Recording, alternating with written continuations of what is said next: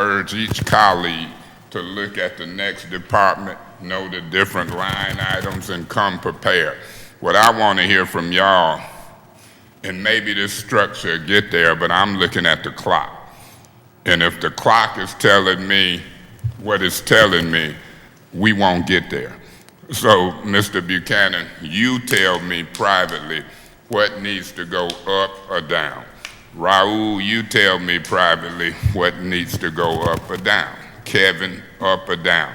And I want to know that if it's anything that needs to go up or down, or if you just know that you done did the best you can do and it stay the same, that's what I'm gonna look at. And then I'm gonna make some decisions, each department. And I wish we could do it publicly just that way. Thanks. Is there any other questions on number 4? All right, number 5. Does your department currently have any budgeted positions that are not filled, and if so, are those positions included in your proposed budget? Please provide a detailed list of those positions and how they are funded. And a response, Ms. Wilcox, to number 5. So, yes, the positions listed below are currently budgeted and unfilled. In Community and Economic Development, there's 2. There's a program manager, which is actually my former position, and then there's an accountant, which is not, the program manager is posted, the accountant is not posted. In Building and Safety Inspections, we talked about this a little bit, but we didn't get into specific positions. There's a Senior Development Tech, which is not posted. There's a Development Technician, which is not posted. This is basically front counter help, as well as a supervisor for front counter. There's a Neighborhood Enforcement Officer, which is the building inspector. Jesse referred. They weren't posted? There was a delay from, I'm not sure what the reason was, but there were some delays in HR, and I think that they've been making some significant movement on getting positions posted, so. Any other questions? Mr. Davis? No? Okay. Let's move on to number 7. What specific measures have you taken within your department in the last year to reduce operating expenses on a day-to-day basis? Are you implementing any new initiatives for the current budget year? So there's a few different things that we've outlined, and I think Kevin and Jesse and Raul can talk about specifics, but, and many of you are familiar with these, but we have an ongoing streetlight conversion to LED program that we continually try to enhance. That's something that ultimately saves utility costs for the city, so we believe it's valuable, and we usually try to save as much money out of our street lighting budget as possible to put forward for conversions. We have continued and expanded partnerships with community groups to adopt parks. Many of those groups are working to continually maintain and operate those parks so that the city does not have the ongoing maintenance and operating costs for that. That's something that we work on a regular basis. We have had Jesse and I have had a conversation about once all the inspector jobs are filled, looking at BS&A, who is our service provider for some of our utility programs and other programs, to look into mobile tablets to increase building inspector efficiency. We continually fund ongoing CDBG funding for facility improvements, and we look at energy efficiency improvements for those buildings as one of the main drivers for that, to reduce the operating cost of those buildings. So CDBG funding is regularly used for that. We have continued fundraising efforts where we work with, you've seen some of the impact of the grant programs that we've received funding for, but we continue fundraising as one of our kind of main operational supplementing funding sources, just because there's not enough money to operate all the programs we do. We also have continued efforts to implement naturalization projects on city-owned parcels and facilities with the ultimate impact of reducing mowing and maintenance efforts, and there's a couple programs in existence right now, and we're continuing to expand on those so that we can reduce maintenance and operating costs. Looking at investigating urban solar projects to generate revenue or reduce costs to city infrastructure, city facilities.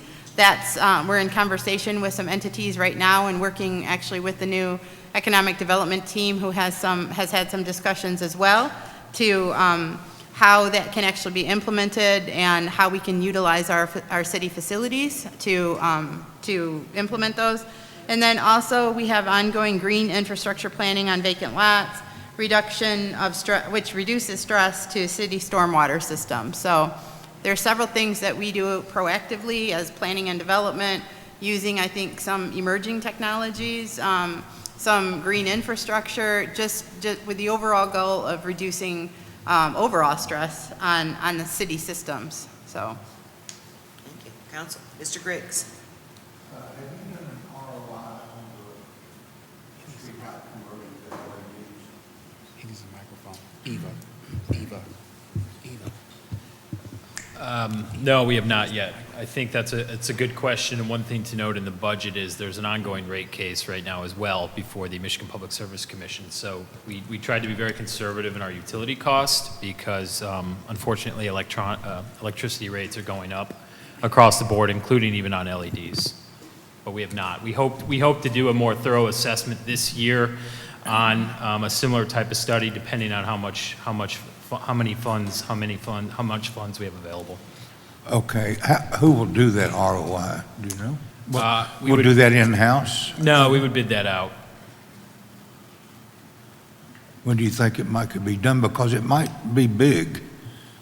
Or, you know, of course, I know it's what, $1,000 per Yeah. light. It is our hope to do that quickly, obviously. We've started discussions with the purchasing department on what that would look like, and also have been dialoguing with other communities who have done a similar study to make sure we're asking for specifically what we want in the final product. All right, thank you. Okay, I have Mr. Davis, and then Ms. Thank you, Galloway. Madam. Thank you, Madam Chair. I got two quick questions. Well, on the response of the piece of streetlight conversion to LED, is it a specific location you start with that program? I know it's over there in the culture by Central in the library. And there's a few even over there in Civic Park, I noticed. And my second question is the understanding of the green infrastructure planning on vacant lots. What do that mean? Yeah, both good questions, Councilman. So to date, I estimate we've probably done just under about 500 streetlight conversions to LED. The city is the largest customer of consumers in the state of Michigan, just under 12,000 fixtures total. We've started, we initially started in kind of 5 neighborhood centers, one of them actually being the Civic Park neighborhood. And then now we are doing them in areas that we're doing neighborhood planning. So they're focused mainly on corridors. They're not per se in residential. They're focused on kind of small retail, business corridors, and commercial. To your second question, again, this kind of falls under the umbrella of the neighborhood planning program. We're currently utilizing some CDBG funds, which we applied for and received from Community and Economic Development, to look at ways to basically get away from mowing on vacant lots. I think this has a benefit of a few things. One, neither the city nor the land bank obviously have the money to maintain these lots to mow them. And two, it is a stress on our sewer system. And with his recent appointment, we've been talking more and more with Mr. Benzik and some staff there who are actively engaged, which is very encouraging for us to see. And we're really piloting, ideally, some projects and doing some peer exchange before you actually see them. why don't you give a couple examples, Kevin, of what that might look like? That could be a rain garden as opposed to just grass. That could also be, wildflowers, other projects that residents have been doing for years, but we're kind of just working with neighborhood groups to actually do these, and then they can maintain them. Okay, I have Ms. Galloway and then Mr. Guerrero. Sorry. And for Councilman Davis, just for the record, Fairfield Village was the first association to get their own grant dollars to put those LED lights in, so it wasn't a city project, just so that you knew that. But I wanted to know if it was appropriate, since we're talking about how they were minimizing the, how to reduce their operating costs. I did have a couple of things that rang out to me in your budget, and maybe Huey, you can answer this. The 2018-19 approved budget had $27,000 for professional services, and now it has $218,000. So I'm sorry, which page are you on? On page 1, Okay. so in you're the talking planning and development, under professional services, it went from 27,000 to 218,000. And so I was wondering what that jump is from. And then 2, the approved had under grant ineligible expenses, 90,000, and now there's nothing.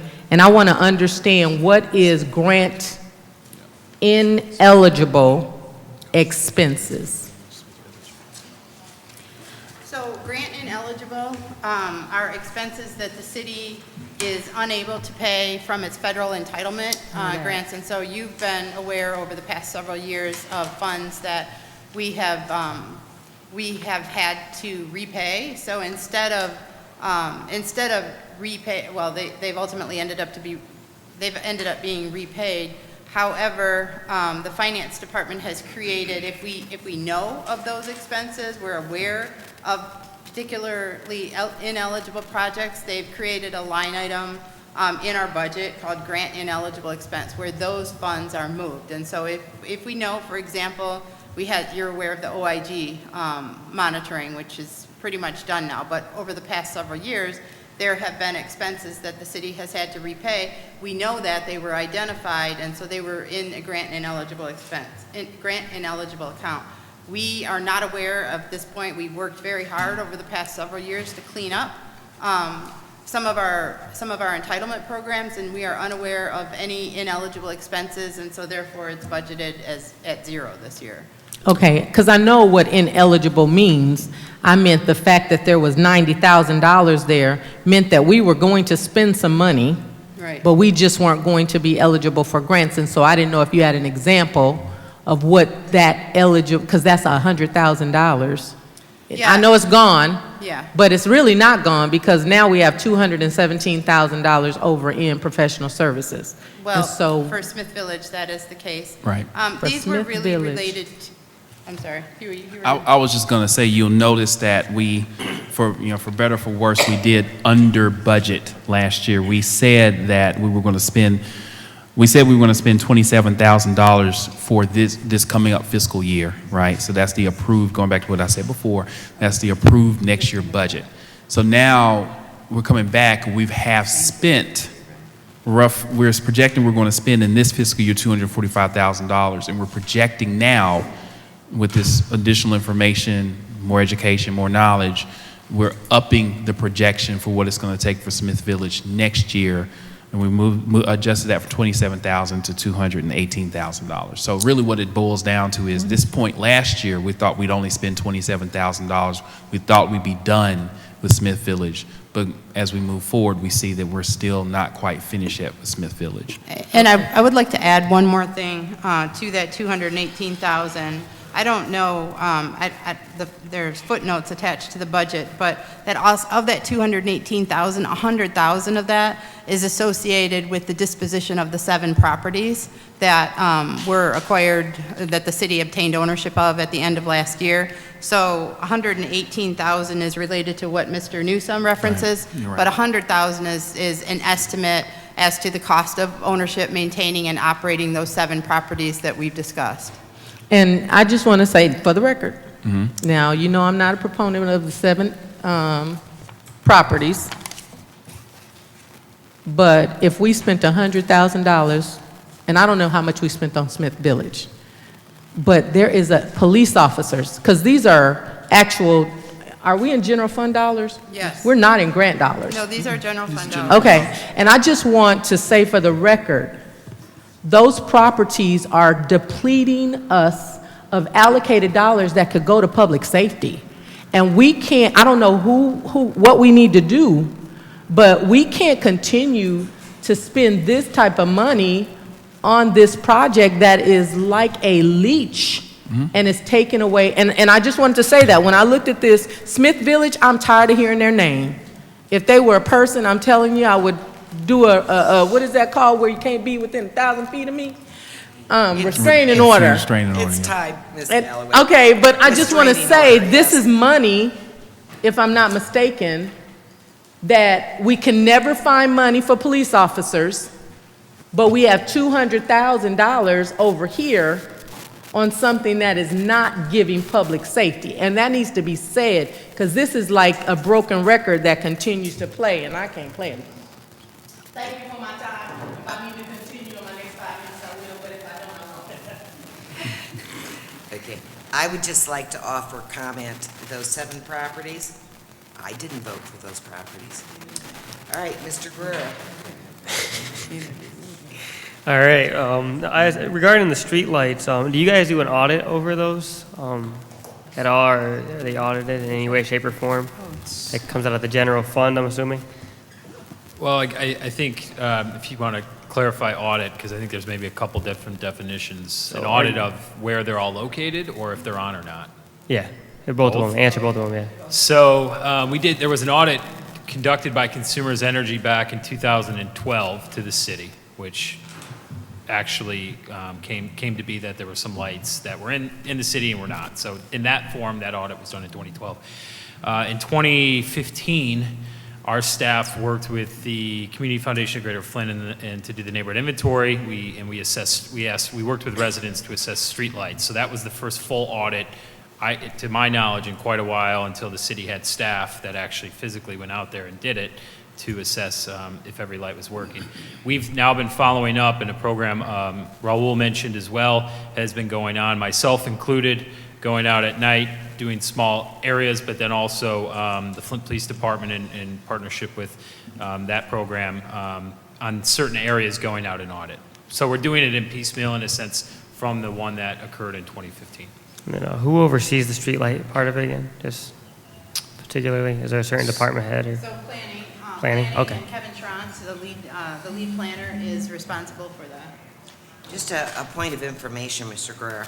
I actually had a consulting company that helped the city write, and there was a special grant from DOE. It was called the Energy Efficiency and Conservation Strategy, and the city received a grant, I don't know, I think it was about $2 million, and as part of that, we researched out every way that the city uses energy in alternatives, from vehicles to in-house computers to streetlights. At that point in time, Mr. Griggs, I'll send this white paper. I hired an electrical engineer from Kettering named Dr. Juan Pimentel, and he did an analysis. This was in 2008, unfortunately, based on the number of streetlights we had, based on the rates that we were being charged by consumers at that point in time. And the estimate was to replace all the city street and traffic lights with LEDs. The energy savings would pay back the installation of the new equipment, and these companies that manufacture this will sell you that and allow you to pay like installment payments based on your savings. So the return on investment time was within 2 years and 9 months, okay? We then would have paid back for all of the equipment and installation, and after that, the city would be saving $2 million a year. Unfortunately, the city never did that project. Okay, do you have something else? I'd heard about that project, and I wish we would have went through with that. I remember I'd heard about that prior to the election, but no. Regarding the consumers, you said that there was some lights that we paid for that weren't inside the city. Was that? Because that's So when the initial audit, consumers audit, was completed back in 2012, that's the verdict was that there were some lights that the city had been paying for, but vice versa, there were also some lights that other municipalities adjacent to the city had not been. I think one key point, and this is what makes it difficult to do a program, an aggressive program like that, is the lights are actually owned by consumers. The city of Flint does not own the physical streetlight pole or the fixture. We own the land that the light pole sits in, and we pay the electricity. Any other questions on this item? All right, we don't have a lot of time left. Let me just double check where we are. Okay. Mr. Griggs? I'm sorry, did I miss you, Ms. Worthing? Yeah, that's okay. Okay. I have a question, and I don't know if it's really for Huey or planning, but can you tell me the difference between the 2018-19 next year budget and recommended budget? Yes, let me take that one. So I just want to make sure we're looking at the right column. So when you say 2018-19 approved next year budget versus that the what that recommended. says? That's Approved? approved. So remember, just a walk back in time. Last year, council did a biennial budget. So they did the fiscal, 2018-19 budget, plus they did 2017-2018 budgets. So they approved 2 years. Okay. So the second year last time is the first year this time. So what council approved as that second year of the biennial budget is shown here under 2018-2019 approved next year budget. So that's what council approved last year for the upcoming year. And you all are being presented with that budget, again, with new recommendations. But we provide both what was approved by council last year and what we're recommending this year that would overwrite last year. So you have a point of comparison. Okay, thank you. No problem. Okay, let's move on quickly. We have 2 more questions, and then any other additional questions you had. Okay, 8, what new capital equipment acquisitions are included in your proposed budget request? Please provide a detailed listing. The response basically was no new capital equipment acquisitions are included in the P&D proposed budget. May need additional vehicles at some point for inspectors once fully staffed. Are there any questions, or Ms. Wilcox, do you have any additional comments on that question? No. Okay, any questions? Okay, then we'll move on. Question 9, was there specific funding omitted from this proposed budget that you initially requested that you feel should be included? Was there funding included in this proposed budget that you did not request? Ms. Wilcox, your response. So this is pretty bare bones, but Finance basically adopted what you see in front of you is what Finance basically recommended. So we have been discussing internal funding for a sustainability officer. This is something that is very consistent with our master plan implementation. However, we would be looking at seeking grant funding for that, and we've had some preliminary conversations around that as well. So that's not included in the budget. And then the other thing we already discussed is rental inspections, because that program is on court hold. So depending on the outcome of the court case, we may bring a budget amendment to council for additional revenue and expense adoption. Okay, are there any council questions, Ms. Worthing? And I did not, I just want, Oops, one more sorry. thing, I'm sorry. I just wanted to reiterate that I did not, we talked about capital acquisition, but for capital improvements, we are looking to bring the build out for BSI forward this year. So that's why it's not included in next year's budget. At some point, you'll be, shortly, hopefully, you'll be seeing a budget amendment in front of council for that. Okay, thank you. Ms. Worthing? I want to thank the Planning and Development Department for all their grant applications and really using funds. I mean, we don't have a lot here in Flint, so at least we use those funds to our benefit. Also, with the Economic Development Grant, are there things from that that will help planning and development in your budget for the next year? Not necessarily in the budget. There's definitely going to be some coordination between the economic development team and the planning and development department. Economic development often translates to new construction, permitting, planning, zoning, et cetera. So there needs to be, really deep coordination. So we've started that process, but at this point, the funding is really for personnel. And those personnel have been identified and hired, and I'm not aware of any of the Kellogg Foundation funds that are available for planning and development. But we are looking to kind of coordinate with each other on ways that we can supplement their funding to really help both departments. Right, because I would think that economic development it's like the same almost as the planning and development, like you're looking for that as well. So if there were positions that Kellogg could fund in your department, but. Yeah, we have a half-time economic development personnel, and she's funded from a combination of general fund and community development block grant related to some of her projects that are actually economic development projects, but eligible for CDBG funding. So at this point, we're continuing the sources of funding in our budget for that, and I have not been made aware of any funding within the Kellogg Foundation grant to supplement that, although that would certainly be welcome. But I have not heard that. Thank you. Ms. Galloway? Mr. Newsom, I have a question for you. I noticed that the employer pension and the other fringes are, well, the employer pension is substantially decreased. And I was wondering the reason for that. In the approved budget, you had 190,631, and in this recommended budget, you have 138,600. What page are you on? Page number 1 for Okay. the planning and development. And I was just wondering, because of the funding, I was wondering what the Give me just reason a behind such a, second. it's the 5th line down. It was based on the number of people. Yeah.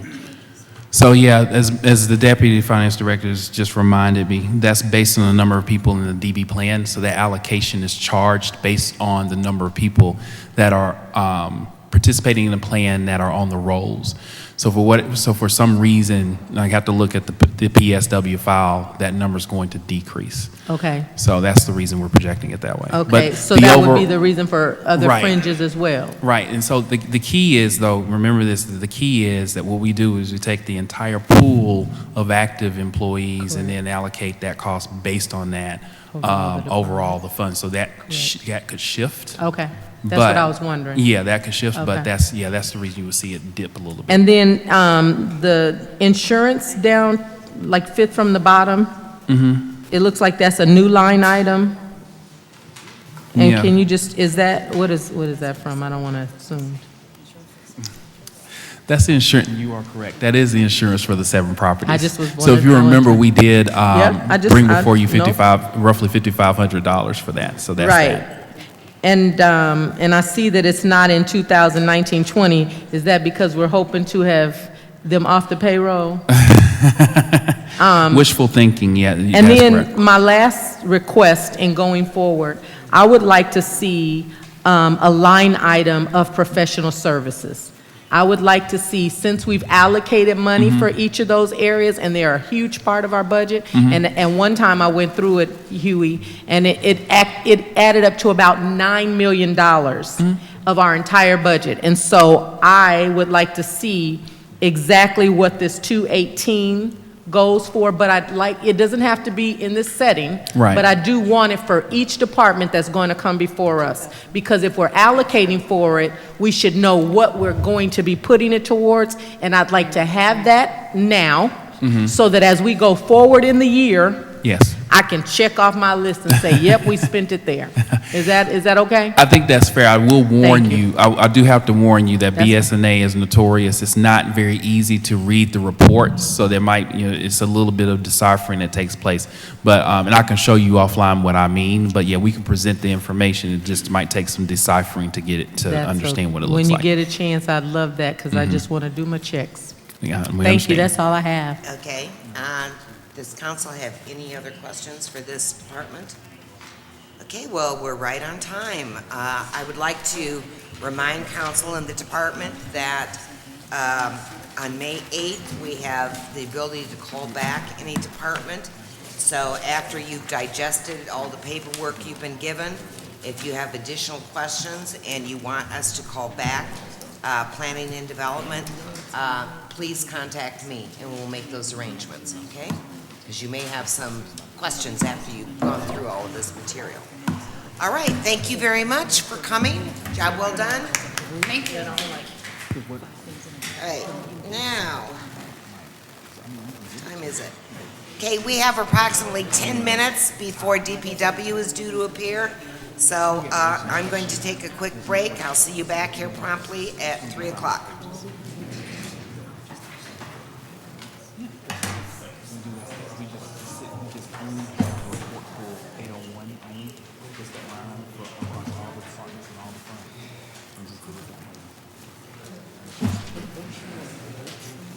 She wants this.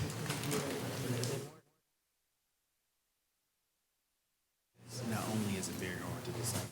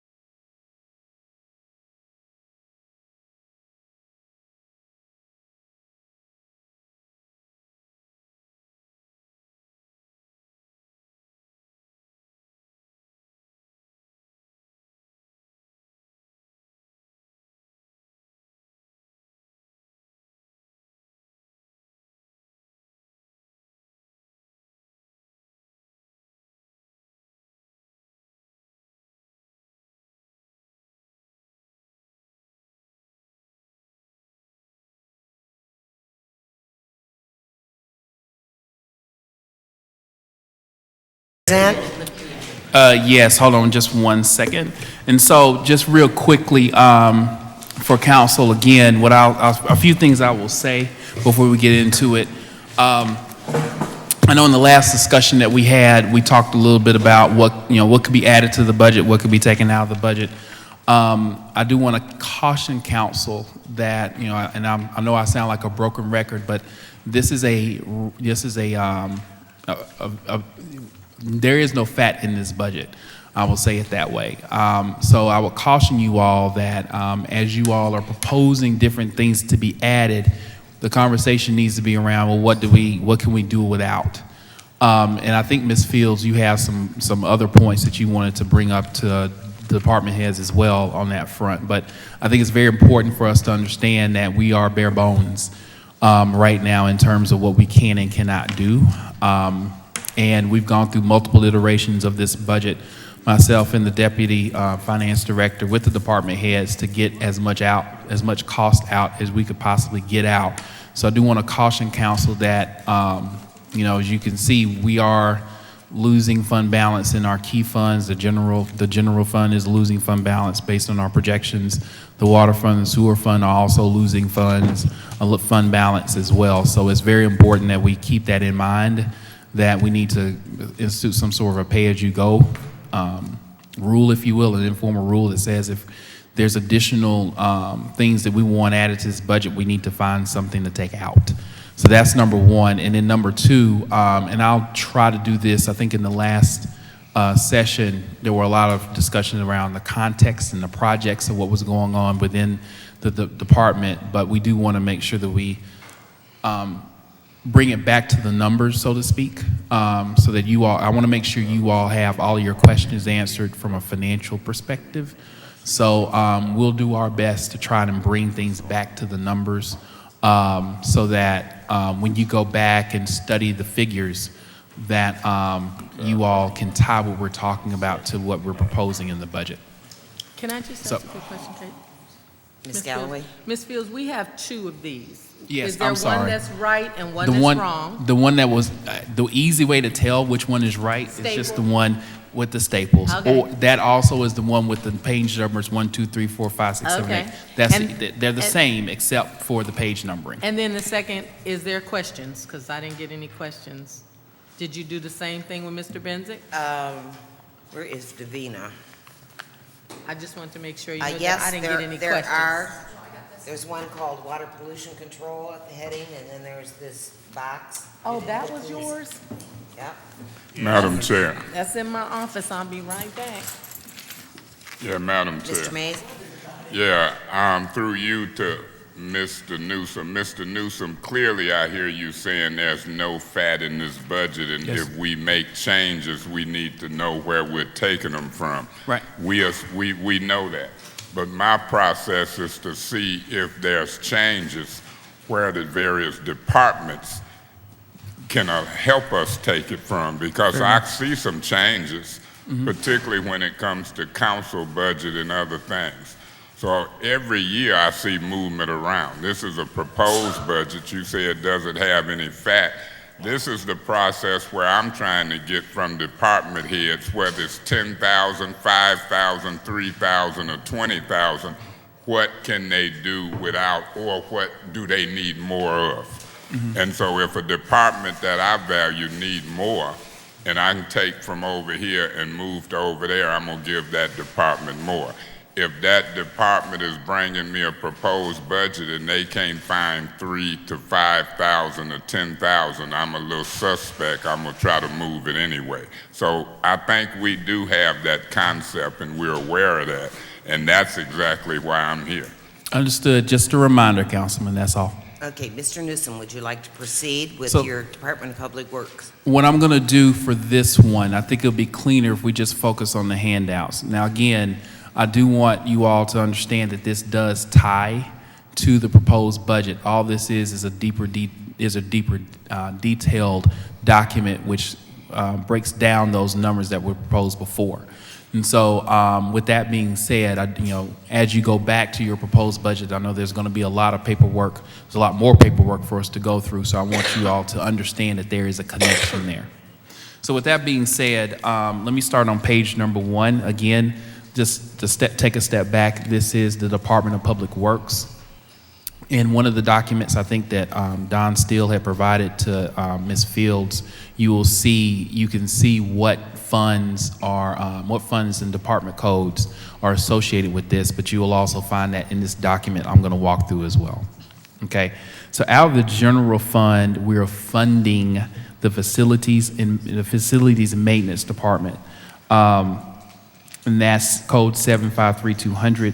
That is on page number 1. We're looking at about $1.5 million worth of appropriations coming out of that in 2018-19 as well as 2019-20. We'll get into the details of that in just a minute.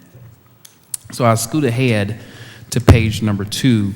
We get into the 202 fund, which is major streets. Now I do want to sit here for just a second and talk about the gas and weight tax. And so one thing that we did that this budget reflects is that there is an amount of money that's coming from the state in the tune of about $900,000 that's baked into this revenue figure. And so from that point in time when we put together the proposed budget until now, we learned that there's $916,000 that's coming to us this fiscal year versus next fiscal year. So I just wanted you to be aware of that. We will be bringing a budget amendment to you guys, I think on the 9th is when? Yeah, the 9th, which is in the next finance committee, which will spell this out. But basically, we're just shifting the dollars and reflecting the fact that we received them sooner rather than later. So this proposed budget, those numbers will change to reflect that, the fact that those numbers are coming earlier versus later. So I wanted to spell that out. But anyway, the Major Streets Fund supports activities to maintain our streets, our major streets. There's a 203, which I'll get to in a minute, which supports local streets, the smaller streets, if you will. But you see, I just talked a little bit about the general government revenue line, which is the gas and weight tax. We have the TIP program, which will be funded at about $2.5 million for 2018-19, and then an additional $1.5 million to about $4.2 million in 2019 and 20. The transportation department, if you will, 442.100 is the next department, and and that's really administrative overhead. I hate to use the word overhead, but that's what the word I'll use for now. So you'll see that dollar amount is relatively smaller, to the tune of about $275,000 next fiscal year. Routine maintenance, engineering for routine maintenance and repairs is about $145,000. I'm just working my way down page number 2. As we get into traffic engineering, this is specific for major streets. You'll see a line item for $2.2 million in terms of our recommended budget. And then some of the other major ones looks at the sidewalks, Act 51 supported sidewalks program. So that starts on page 3 and works its way to page 4. And you're looking at about $118,000 for that. Now when we get to 449-201, that's routine maintenance on those major streets.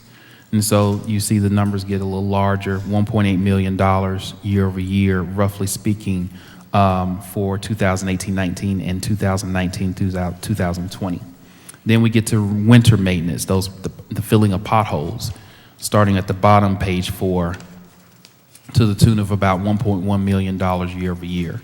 Water cuts, cut repairs is relatively flat because there's an intra-city charge. But right now, that's about $200,000 of appropriations, if I do my math correctly on the fly. So that's Department 449-211. And then finally, there's a small charge for capital improvement under Department 449-212. The 50/50 program, which I'm sure that Betty and Rob Benzik will get to in a minute and talk a little bit more in detail about, still small, coming out of the 202 fund to the tune of about $51,000. There's a tree maintenance allotment of about $158,000 year over year. Mostly that's being outsourced through professional services. So you see that towards the bottom of page 5. One thing I will point out, just to alleviate some confusion, in DPW, you are going to see some numbers associated with lead service line replacement. Here, when we're talking about streets, whenever you see that, that's activities related to restoration of the street. Since that's all grant funded, you'll see that being relatively flat. Ideally, we would have removed this from it. It's not in your proposed budget, but in this report printout, it is shown here. But know that because that's a grant-funded department, if you will, that's not part of our proposed budget. So with that being said, anything related to lead service line replacement, know that that's related to street restoration. And then finally, as we talked about before, there is that cost allocation for indirect costs and for retiree health care that comes from all the funds that support people that support retirees or have supported retirees. So that allocation, if you will, is to the tune of about $1.6 million coming out of the 202 fund. And then there is a small debt service payment that comes out of here as well. And then one other thing I will point out, I did mention this in the overall presentation, there's a transfer that takes place between 202 and 203. Again, 203 is the local streets fund. This one is the major streets fund. There's a cap of how much we can transfer between the two funds, but we transfer between the two in order to, for lack of a better phrase, to kind of right size and make sure that we have the appropriate amount in each of the funds to support the programs that we're projecting will be done out of those funds going forward. So that's the 202 fund. Going ahead to the 203 fund, you'll see that there is an allotment again for for our share of the gas and weight tax that comes into the local streets fund. That's at the top of page 7. And then again, you'll get into the specific departments that are funded out of 203. Just a little bit of a cheat sheet, if you will. You'll notice that there's a lot of mirroring between major and local streets because a lot of the activities that we're doing in major streets, we also do in local streets, such as transportation admin, traffic engineering, sidewalk maintenance. I'm just going down the list on page 7. Routine maintenance as we get in page 8, and winter maintenance as well as water cup repairs. So that would be page 8. And then finally, again, the 50/50 program on page 9. Again, you saw that before, as well as tree maintenance, small allotment for tree maintenance for $182,000. And again, once again, you'll see that there is some restoration that would have come through this fund related to the Fast Start initiative, and that's Department 540210 on page 9. And finally, again, you'll see the cost allocation, the indirect cost allocation and retiree health care allotments coming out of the local streets fund at the bottom of page 9.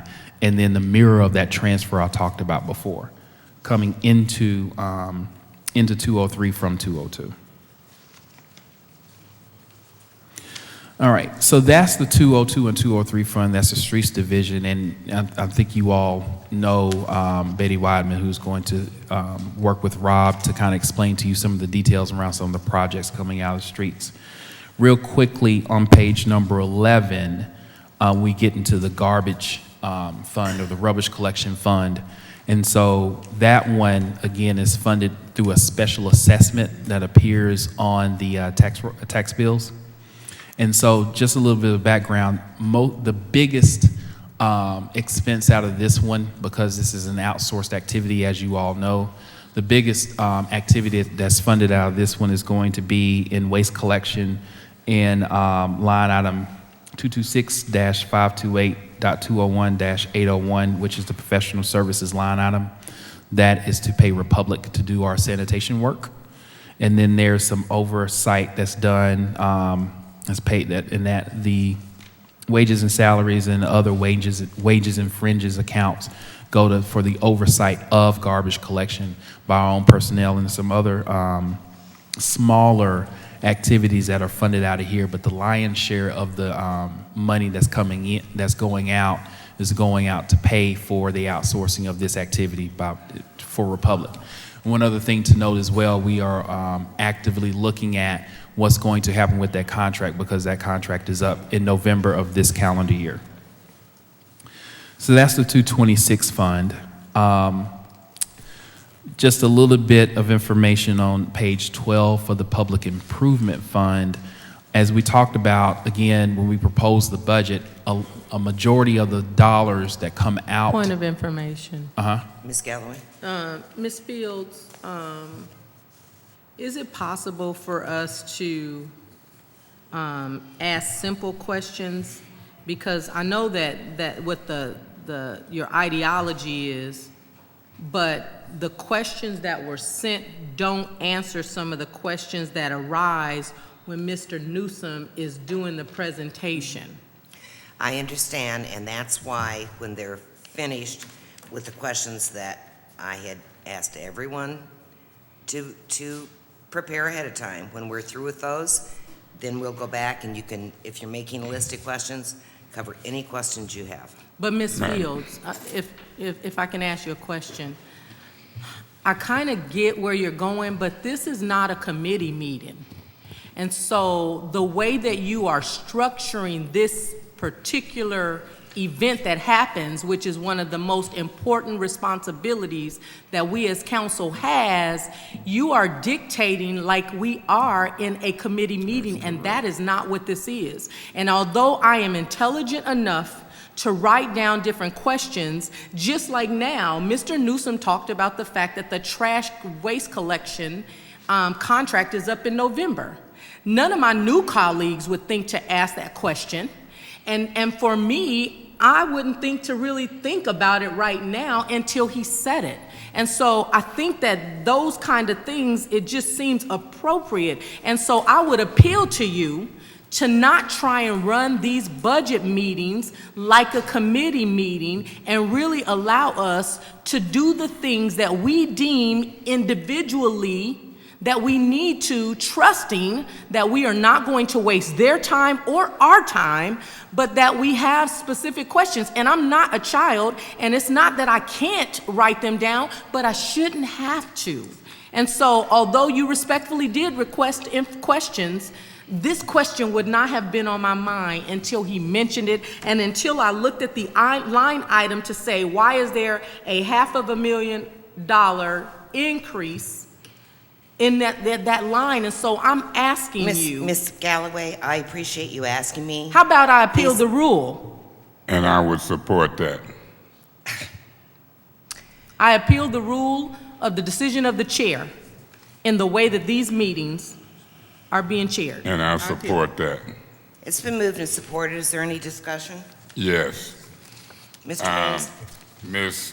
Fields, when we look at what's being told, like Mr. Newsom talked about $4 million, and that was the bulk of that line item.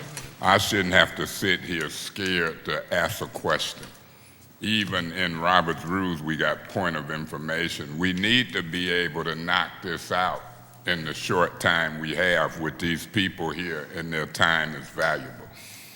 We are smart enough in some cases to deal with this, and I'm a little seasoned. Can I imagine the questions that would go through the heads of some of my colleagues, and we scared to sit here and interrupt and ask a question? They done did their budget, and they know this stuff. Now it's our turn, and I agree from the beginning that what Ms. Galloway is describing is what I'm describing, and you need to at least try it rather than force us to sit here under these circumstances. So I'll be voting to loosen up. Is there any other discussion? Mr. Winfrey? And I know you've spent time with An enormous amount of time. We'll put that adjective on the beginning, and an enormous amount of time with the department heads. But it's just like we said, and I haven't talked to Councilman Mays about this, but it's basically the same thing that I said. And even though these questions have been developed, it seems to me in my mind that as Mr. Newsom or Mr. Benzick or Ms. Weidman and whomever is talking and they come up with something, and my colleagues, something triggers in their mind to ask a question, it seems to me that those questions would be as important or more important to begin to address. Because even you said to me as we spoke, some of the questions that's on the list, we may not need to answer or ask. So I would appeal to you as well, considering that you've spent an enormous amount of time. But I think it's really important because, as I said before, and then I'm wrapping up, budget meetings that I've attended in the past has been the departments present, we ask questions, we get everything ironed out that we can, and we're done. And I'm just appealing for that same process, not to kick what you've done, because I know you've done a lot of work on this. Mr. Griggs? In spite of one or two council people thinking that us new council people are not very smart, I tell you what, we're smart enough to realize that in the last 4 years, not much has been done in city council. And the reason is all this rambling. We're smarter than that. Thank you. Madam Chair. I have something to say, and then I'll recognize you, Mr. Mays. Okay, I want to say that just as Mr. Winfrey earlier in a previous hearing made a point that we need to stick to budget issues, and he was correct, because in fact, the first round that Ms. Monica, the first and second, was really, you were correct, they were committee issues, but I was trying to give latitude, okay, because this is the first budget hearing and people are just beginning. Unfortunately, I think some of these questions about like bidding out the next garbage collection, that's a committee work. And I don't think this council is understanding the difference. And I'm trying to give latitude here. We only have X amount of time, and now we've wasted about 15 minutes already, where we could have been into the process doing the work. And I know Ms. Galloway has questions that when she hears it, there's an impulse. She wants to ask the question, or she hears something. Whatever. I think we're all perfectly capable of, as we go through things and hear things, because I know for me, if I hear a comment made, then I think of a question I might want to ask. But I'm, as are all of you, perfectly capable of writing down my questions. It was clear that once we went through the process, which I have been made finance chair, I worked on this process according to what has been done in the past. You may not recall some of it, but what has been done in the past, and this is the process that I deemed would be the most efficient. So council can overrule me and vote on this, but I hardly disagree. And I will tell you, if you overrule this, what you're going to find is a lot of rambling and a lot of committee work and no focus, and we're not going to get through this work in the time allotted. That's my comment. Mr. Mays? Yeah, Madam Chair, through you to Mr. Griggs. Mr. Griggs, what I said about new folks was that they might have some questions that come up. I didn't say who was smart and who wasn't. I said they might have some questions that come up and they can't do it under these rules. They have to wait. That's what I said. I can't speak for nobody else. That's what I implied. You spoke of, for the past 4 years or more, things hadn't been done right. You kind of alluded to that. That's exactly the same pattern we're going by. These questions were sent over by Josh Freeman to Ms. Fields. That's how we used to do in the past. I'm trying to do something different now. I want you, me, and everybody to be free to ask questions in a speedy manner. I don't think we have to set up here like dummies and just be fed information. In fact, the information about the budget that they're going over, we have. We've had it. Now I want to use this time to do something different, not to hear the same thing over and over and over. I want to be able to look at this sheet and say, okay, Mr. Newsom, what does this mean? If you just talked about the $4 million, explain to me again, because I missed it. I want to be able to do that. And I'm knowing that I'm smart, you smart too, you an engineer, I'm a political scientist. Even smart people have questions.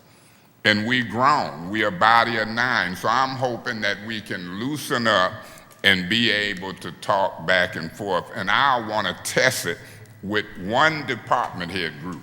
If it don't work, we'll go back to sit there and just listen and listen.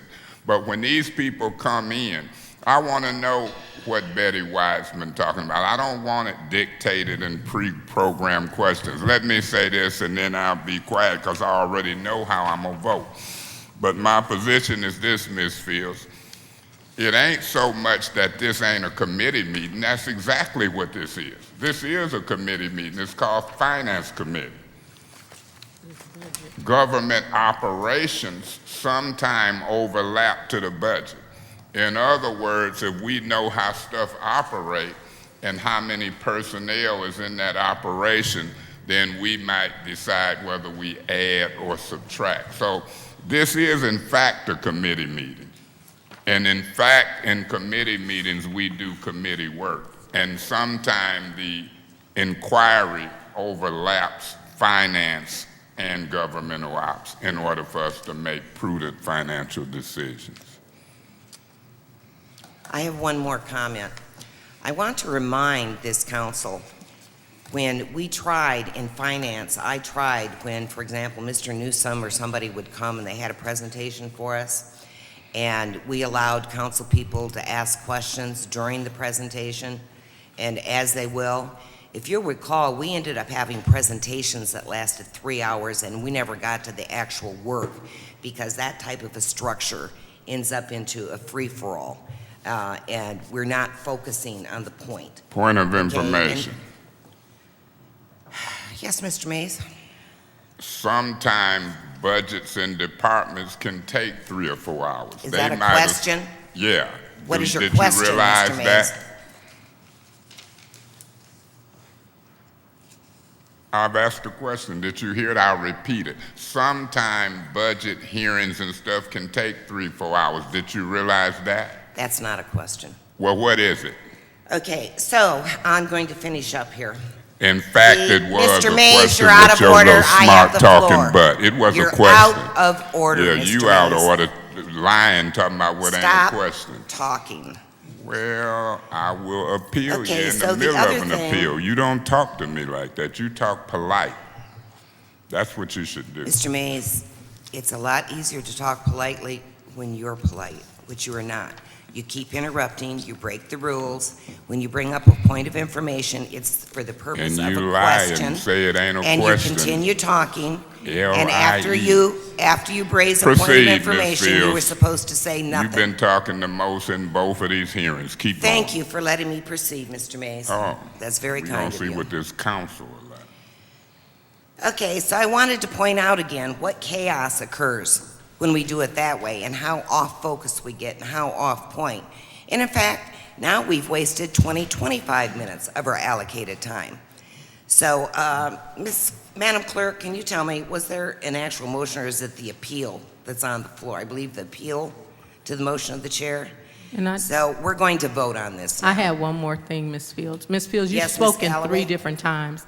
Ms. Fields, I'm asking that you would allow us, because we got a lot of questions from Mr. Bensick, a lot of responses. It's not as simple as it was, and I am convinced, I've kind of glazed through, I'm convinced that these are not most of my questions. And I can't speak for my colleagues, but I assure you that I will not waste their time, that I will be targeted, but I am asking for just to be able to do that without going number 1, number 2, number 3. I'm asking that we eliminate that and actually ask the questions, if we could. But Ms. do you want me to Galloway, do a I'm call gonna for the make question? one more comment, and then we're going Call to for the vote on question. this.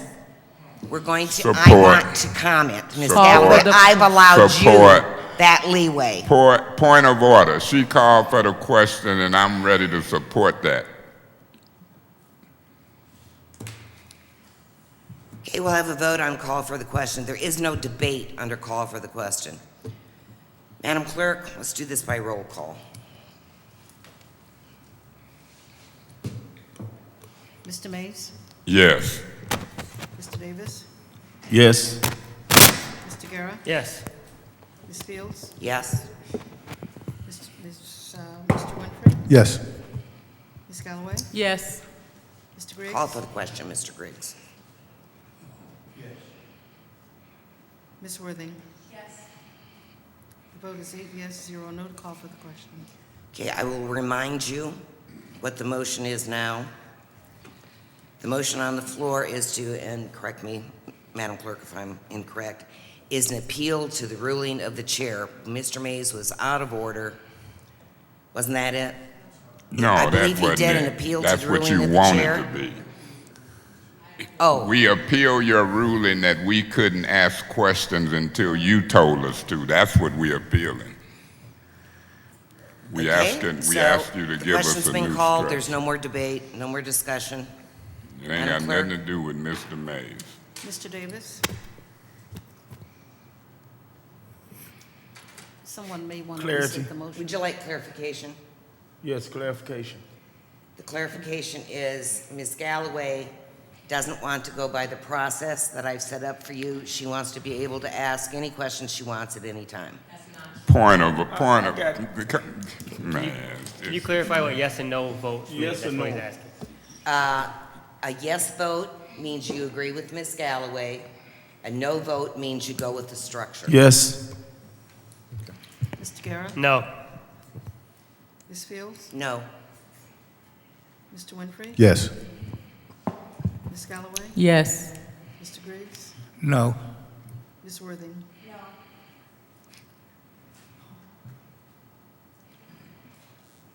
Mr. Mays? I think we have 4-4. Mr. Mays? I'm sorry. Mr. That's I okay. apologize. I vote yes.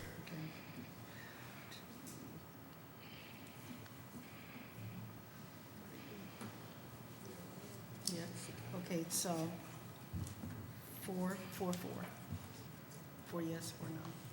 That means the motion fails. Right.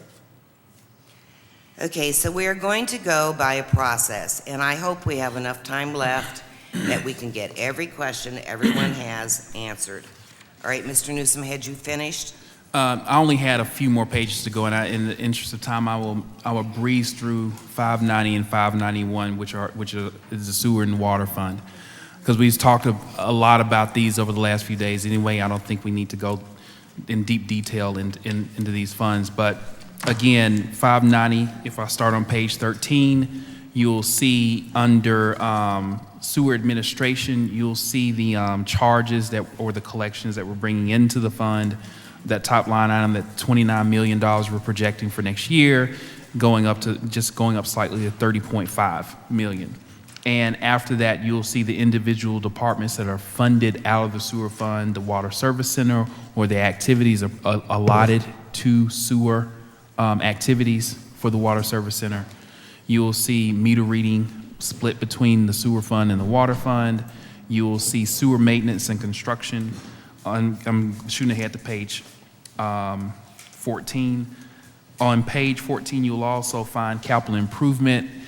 I'll remind you all of what we saw in the, we talked about during the budget presentation back when the budget was proposed, that there's a significant bump up in what we need to do in what we have done this year to what we will recommend that we need to get done in the next couple of years for capital improvements. Water pollution control, activities onto page 15 through page 15 with the pump station, the bottom of page 15, and then working your way to pretreatment activities for chemical pretreatment in the middle of page 16. And then from there, there's maintenance that takes place as well for water pollution control on page 16, and then capital improvements related to water pollution control. And finally, on page 16, you'll find, again, the cost allocation where we're charging this individual fund for its share of the indirect cost allocation and retiree health care.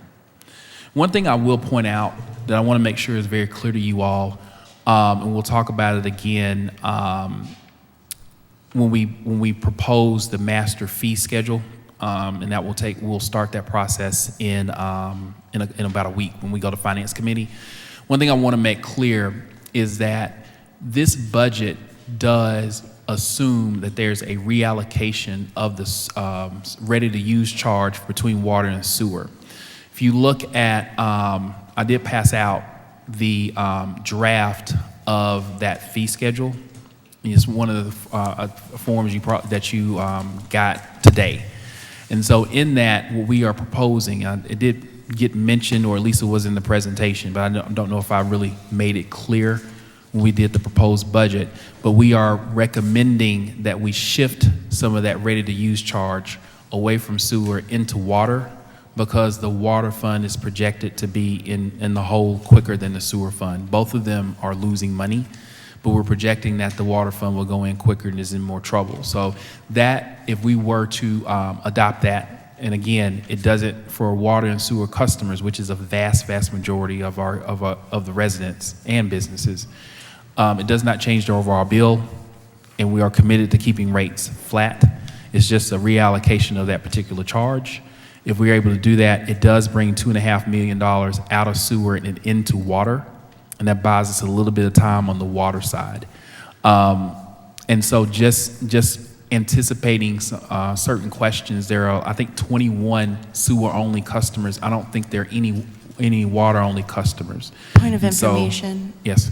Where are you? Where? Like, Oh, I'm sorry. What I'm just making. handout? I'm making a note. I'm at the Okay. end of page I 17. think you're getting a little too Deep, deeply but I into do this wanna- at this point, Mr. I Newsom. understand I that, want but to I think understand. I do. So that piece is very important when we talk about utilities, and I want to make sure it's clear, and I want to state it for the record, so that when we have this, when we come back, you all understand that that is a key element in how we're making this budget, how we're proposing this budget, that shift is taking place. So I want to make sure you all understand that. Thank you, Mr. Newsom. I'm sure we're going to get back to this, and we'll delve into that deeply, because I know that concerns not only you, but a lot of the council Understood. people. So moving forward on page 18 of the handout, now we're getting into the water fund. And so again, you have the overall charges for service rendered, and most importantly, the water meter sales in the middle, which is right under Utilities-Water Administration, Department 536.100. That's when you see the specific figure for what we're projecting we're going to bring into the water fund through metered sales. Right, that's revenue. And you see that number is projected to go from 27.5 up to 31.236, and that assumes, it's a very aggressive collections, right? So we hope that we are able to collect it. I get it to you. And so going forward, all the individual departments that are funded through the water fund dollars follow, and starting with continue with page 18. With water administration, and making your way through to the cross connection program. That's at the top of page 19. The water service center, which is in the middle of page 19. Water meter reading activities, which starts at the bottom of 19 and works its way to the top of page 20. The maintenance of the distribution mains, which starts roughly at the top of page 20. Meter room activities, very small, middle of page 20, and then some small activities related to merchandising. And then again, going back to what I was saying before, we historically have been bringing in the lead service line replacement dollars into and out of the water fund. It kind of distorts fund balance. We're working our way of removing that and putting that into the 296 fund going forward. So I do want to note that as part of the proposed budget, you all will not be looking at 540.210, because in theory that's a fully grant funded activity. So I wanted to bring that forward. And then moving forward to in terms of what's part of the recommended budget, you'll work your way to the water plant at the bottom half of page 21. And then from there, the maintenance at the water plant in the middle of page 22. And then the dam maintenance activities, which Mr. Benzick will get into in a minute, which is at the bottom of page 22. And then a very small allotment here. Most of this is related to depreciation costs, so there's not for capital improvements. We don't have any specific capital improvement project funding in the water fund this year because we're bare bones again, particularly in water. So what you see here is a depreciation dollar figure. And then there's some transfers in that took place in this particular year, but we're not projecting that for going forward in the middle of 23. And then from there, there's also a transfer out to the 101 fund to pay for customer service personnel to collect on water bills. And that's at the bottom of page 23, or the middle of page 23. So I kind of did that at a high level, kind of quickly. Hopefully your questions will get answered over the next few moments. Thank you, Mr. Newsom. All right, Mr. Benzick, we have Rob Benzick, who is is that Robert? It is actually Robert. Robert Benzick, who is our DPW director. I'm going to ask you this, please. First, introduce the members of your staff, and then since you chose to use kind of a different format on your answers to questions that were asked, I don't know, because you took it, the same questions, but you took it by department rather than one question, then you answered for each department. So you took it a little separately in order that council may have all the time they need up until 5 o'clock to ask the questions that they want to ask and don't want these. And because I know council didn't get this response until, I don't know if it was last night or this morning, had a chance to read it. Could you perhaps give us a recap of, you think, the most significant changes of these kinds of questions?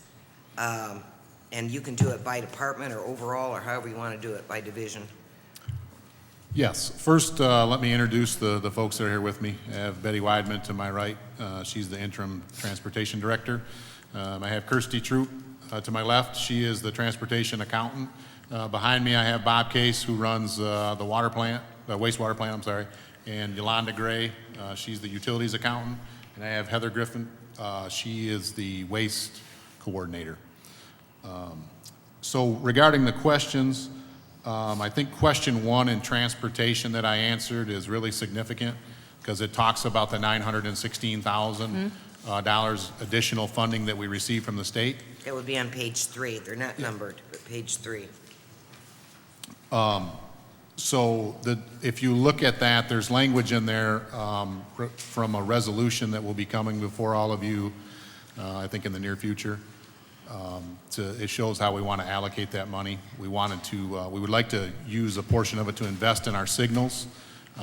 One of our problems really in the city is we have 198 traffic signals. A lot of them are really antiquated. They still run on incandescent bulbs that use a large amount of electricity, and then there's still a mechanical switching mechanism in them that requires a lot of maintenance. So we would like to be able to cut that maintenance cost and electrical energy cost down to those. So we'd like to invest in those signals. And then the other thing we'd like to do is do some more paving. It's very difficult at the moment to do any paving with all the underground work that's going on throughout the city. So we certainly don't want to pave streets and then go through them to do underground work. So we're really, for quite a number of years now, have been holding off on paving to allow a large portion of this underground work to get done. And then once that's done, come back through and pave the streets so that they're nice and they stay nice for a number of years. Okay, so are those the most significant points for the transportation? That's for transportation. I think another theme that goes through all of the answers that I gave you is that the last question asked regarding is there any funding or anything that we would like to have. I think I've said this to you guys before, and I think it's very important to say it again. Really, in every area, the city has an insatiable appetite for capital improvement dollars. The city hasn't been maintained properly over the last several decades, and you can go right through the water system, the sewer systems, wastewater plant, the streets. City Hall within itself needs millions of dollars of improvements. So, you know, I come to Mr. Newsom with big hopes and dreams of getting a lot of stuff funded, and he kind of wipes those all out very quickly. Okay, does council at this time have any questions specific to transportation? Can I say one thing before? Certainly. I want to help, I want to try and help, and I don't want you guys, I'm not trying to demean you, but when you look at the transportation budget, so it's an activity-based budget, so you have your local streets and your major streets, and when you look at them, they're really all the same. They look, when you keep seeing administration and you keep seeing all these same things, it's just the way that budget's built. It's required under Act 51 that we have all of these activities separated. It kind of simplifies it for you guys. You'll see it multiple times when you look through there, and it can be confusing if you don't understand the concept of it. Thank you for that clarification. Ms. Worthing? I too have hopes and dreams, and the streets, Michigan was a automobile town, so we have horrible transportation methods. I mean, we could use a subway or sidewalks, all kinds of things. Is there any way we can like apply for a grant? And I know it's not our general funds, but this is a question that I've been meaning and wanting a forum to ask on improvements such as even bike paths for our bikers. So, I don't know if you're aware, Flint has a pretty extensive bike trail throughout it. And it's actually been kind of touted as one of the nicest ones in mid-Michigan. Well, I mean, expansion, like even sidewalks, because there are people that walk on the street, those types of things, like a sidewalk expansion.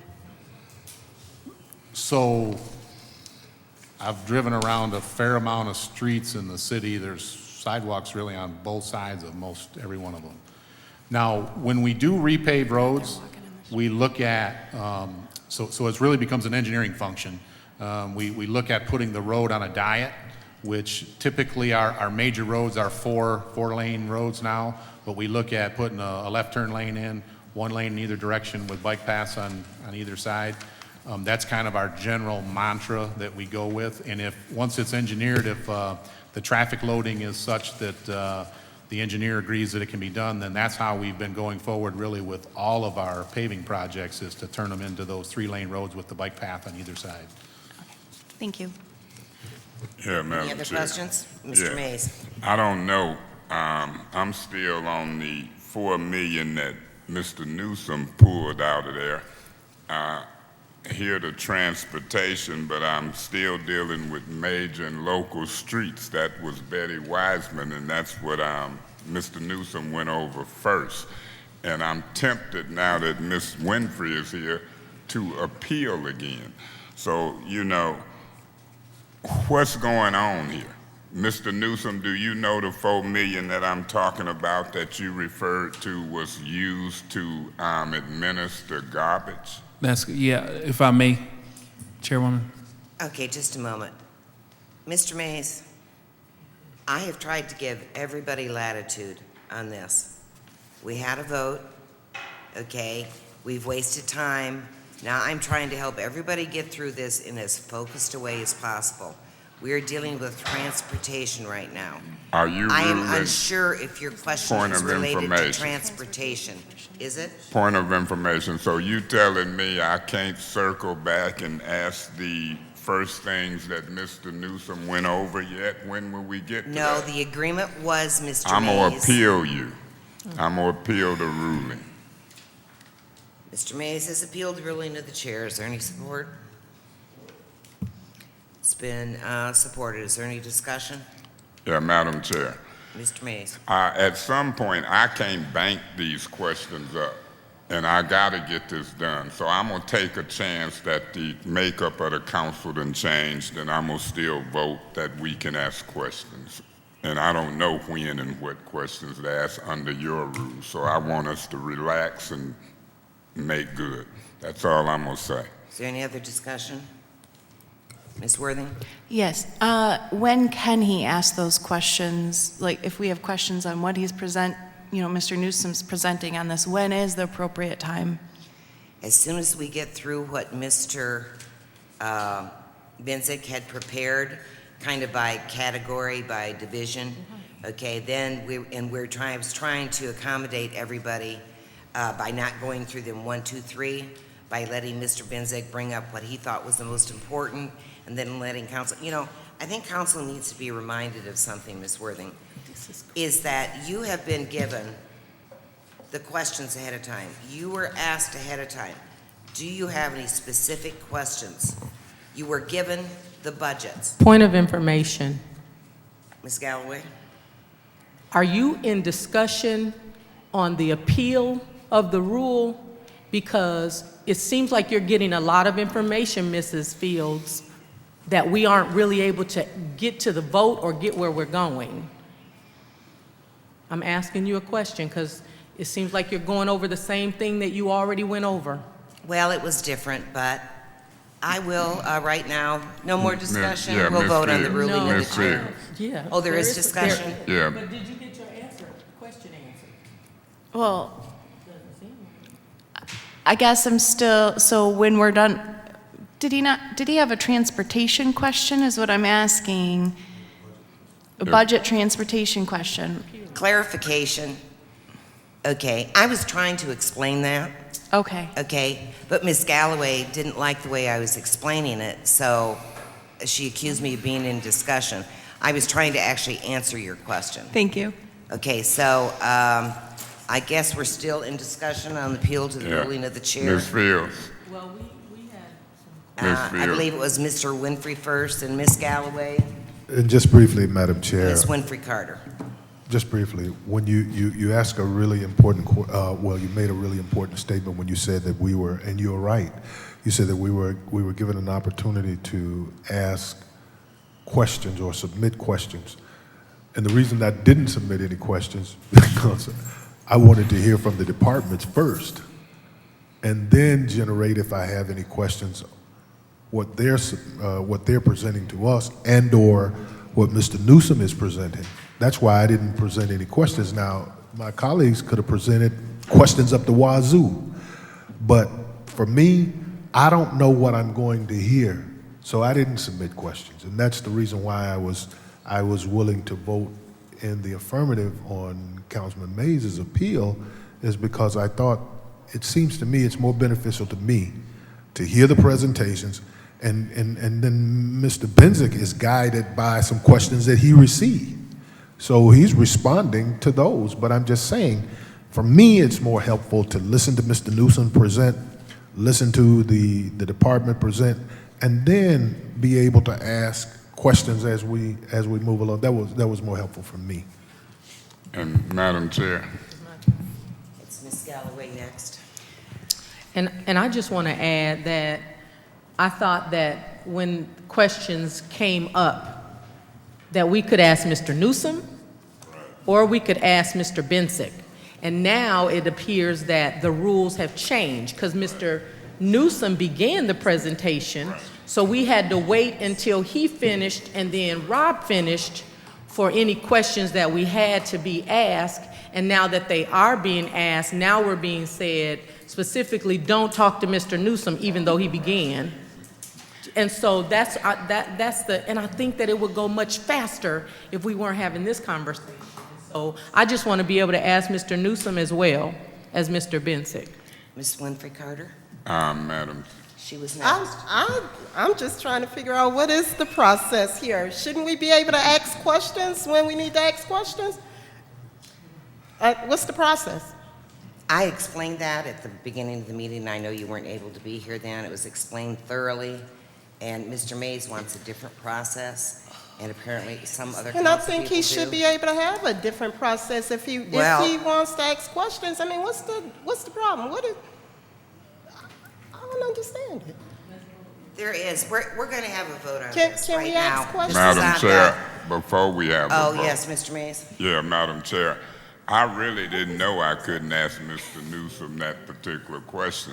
If you want me to sit and listen to everybody and don't ask no questions, but as they talk, Mr. Newsom spoke about major streets and local streets. I want to ask Ms. Wiseman some questions.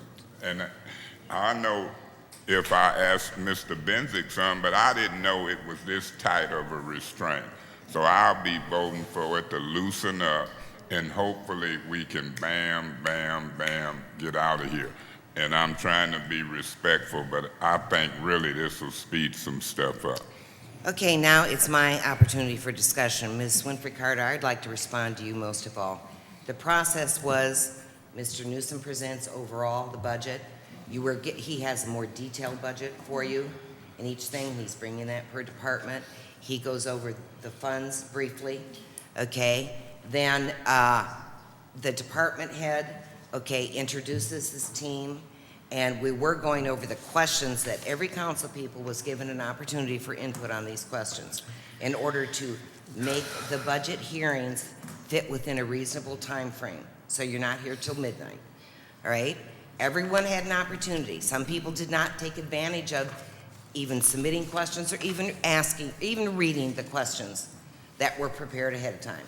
Then the process is we would go through the questions, we'd let the department head answer those, and then any questions that council had in addition that weren't these included beforehand, they're allowed to ask every question they wanted.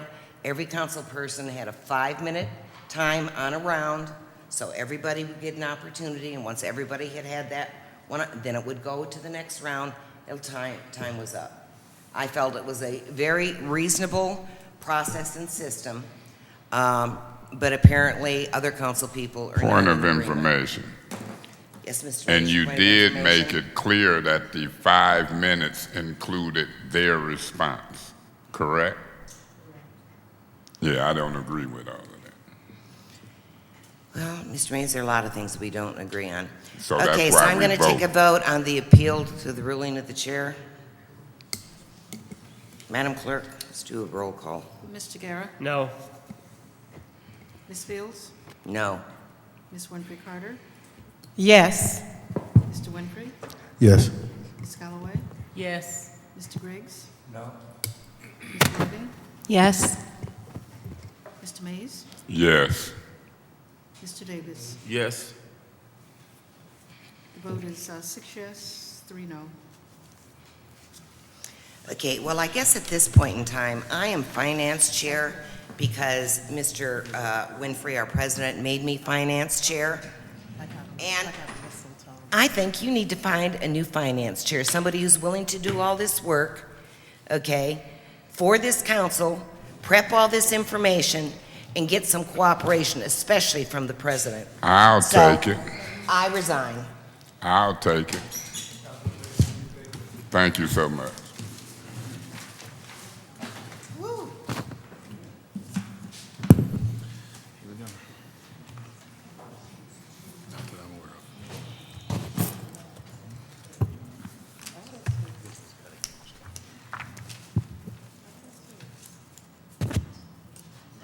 If she decides to reconsider, because I know I'm a happy and I make hasty decisions, we'll see what happens. Thank you for that, Mr. Mays. That's nice. That's nice.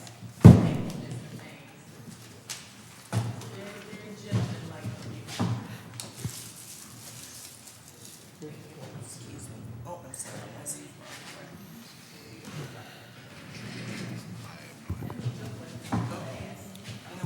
All right, so that means we can proceed. And as we proceed, Mr. Benzick, Mr. Newsom, Ms. Weidman, and Ms. Troop. Ms. Troop, let's just proceed. What do you need us to know about your budget? I know y'all did a heck of a job getting it together. Anybody and everybody who was involved, but when this proposed budget come to us, every department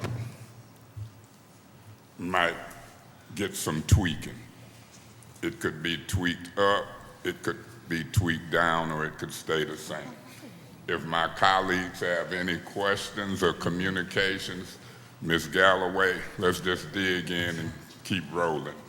And I'm gonna monitor and try to speed everything up so I ain't gonna let stuff go too long. Ms. Thank Galloway, you, sir. you recognize. Mr. Bensick, I am looking at the transportation budget, major and local streets. And I noticed that in the approved budget, Which and, page? oh, I'm sorry, page 2. Okay.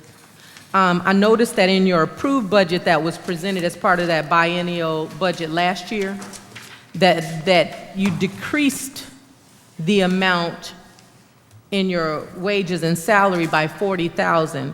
And so I was wondering, does that mean that you have less staffing in the proposed budget from what you had proposed last year in the biennial?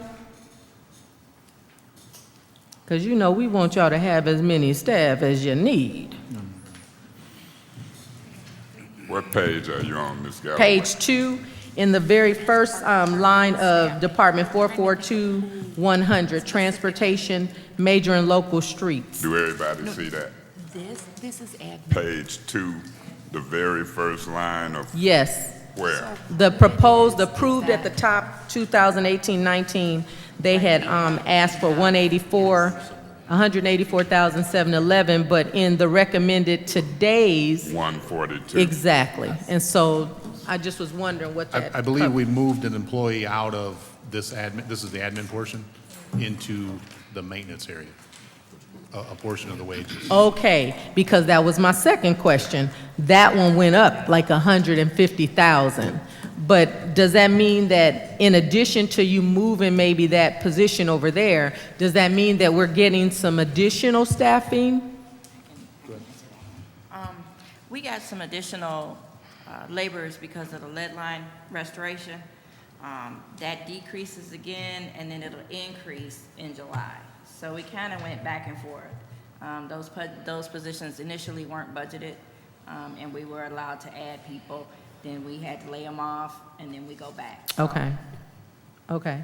And then, Mr. Bensick, it doesn't have to be today, but I noticed that in your, in the traffic and engineering services, which I know that is a high level of skilled area, actually, yep, the bottom of page 2 is where it starts, but I'm on page 3.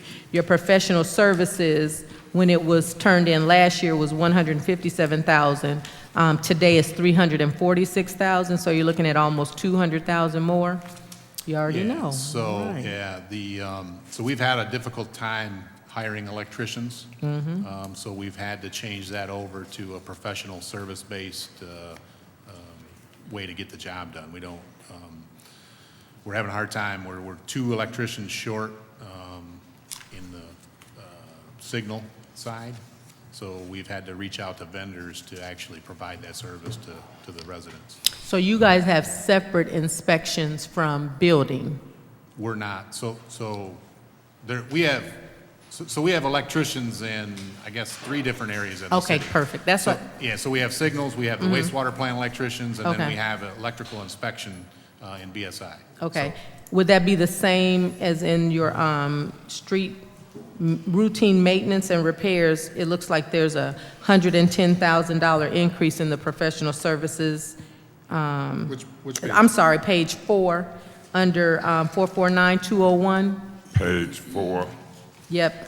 And It's under the what middle category? section where you've already identified that you increased that wages and salary. Where the figure is 71,985 it was, and now it's 181,985.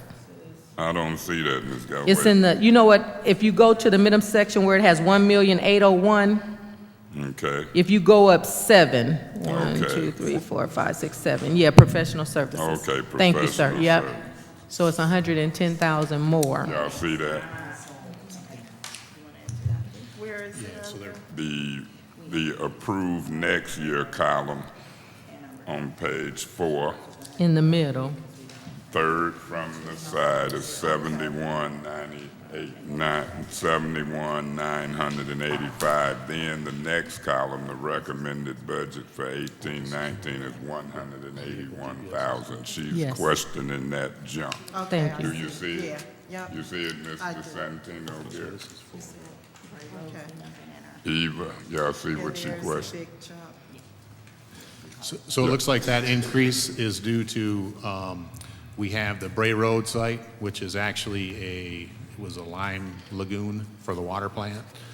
Over the years, various departments dumped other things out there besides lime. So we have to do some cleanup out there. So we budgeted for that. And then we also have where we dumped leaves there off of Ann Arbor in Aldrich Park. We have to get those leaves out of the floodway, and that's per, I don't know if that's a FEMA issue, but they brought it to our attention. It has to come out of the floodway because it creates an issue there. If we had like a 100-year storm, it could cause flooding. Now, can you tell me if I'm correct or not? It seems like Bray Road was a part of the proposal in the trash last year. It was, and we moved it out of there. Okay, so you moved it out of there. And that was something that we identified probably shouldn't be in trash. Oh, because that was about 225,000, 26,000 or Yep. so? Okay, It's I just want to make 225, sure. yeah. Right. So, Mr. Bensick, is there anything in this budget that is dealing with my dam that is messing up my Thread water dam? flow? Thread Lake, yes. Thread dam, so Is that in here? it's not in there. It's And not? the reason why it's not in there is because Okay. it's actually in this budget. So this kind of jumps us to, that's going to come out of the water side. Okay. So we have I think 650,000 in dam maintenance this year. We had Kersley Dam scheduled to be repaired. The north lift gate on Kersley Dam has issues coming up and down. When we had the severe melt and rain there, I don't know, was it been Bless a you. month and a half ago or so? Thread Dam actually was partially breached. So the bids will be back in on both of those dams tomorrow. And we're currently working with the DEQ to get the repairs, the proposed repairs permitted so that we can move forward expeditiously with getting Thread Dam repaired. Thread Dam is going to become the priority now. Oh, they're going to love you. And the only, well, thank you. The only, Flint Golf Club is really the only one that's affected by it. But Flint Golf Club is, I think, an important part of the city of Well, Flint. over in my 12th Street, I have neighbors that are along that area, and the water has receded so low that the birds and stuff are, Yeah. and so thank you for that. I only have two more questions, Mr. And I would like to Councilman add, Mays. I would like to add, we looked at a number of ways to repair that. We were gonna just repair what was there, with the idea that in the future, we would maybe make that a spillway where we didn't have a dam to maintain. The problem is creating the spillway, it had to be like 300 feet wide, and it would have been a huge project. We had a company come in and look at it and said, you'd be better off to just do a permanent repair to the gates. That'll be, good 50 years into the future.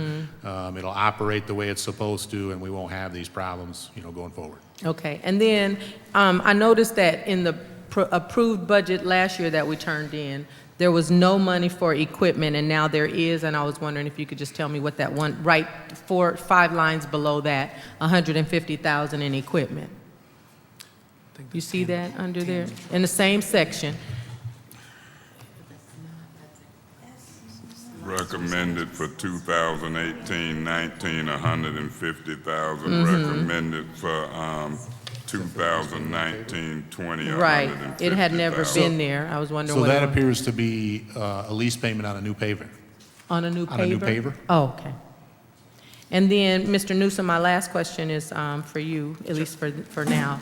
I noticed that when you talked about that, the trash, it went up about $500,000. That's correct. Sorry. And I was wondering, are we anticipating that the trash contract that may be coming in is going to be more, which in turn could possibly mean more of an increase on trash collection for our residents? So, according to the master fee resolution that we'll be presenting to you, we're keeping that flat.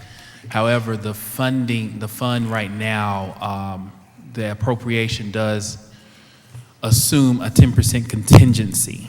And so what we're doing is we're going to take some of that out of our fund balance if necessary.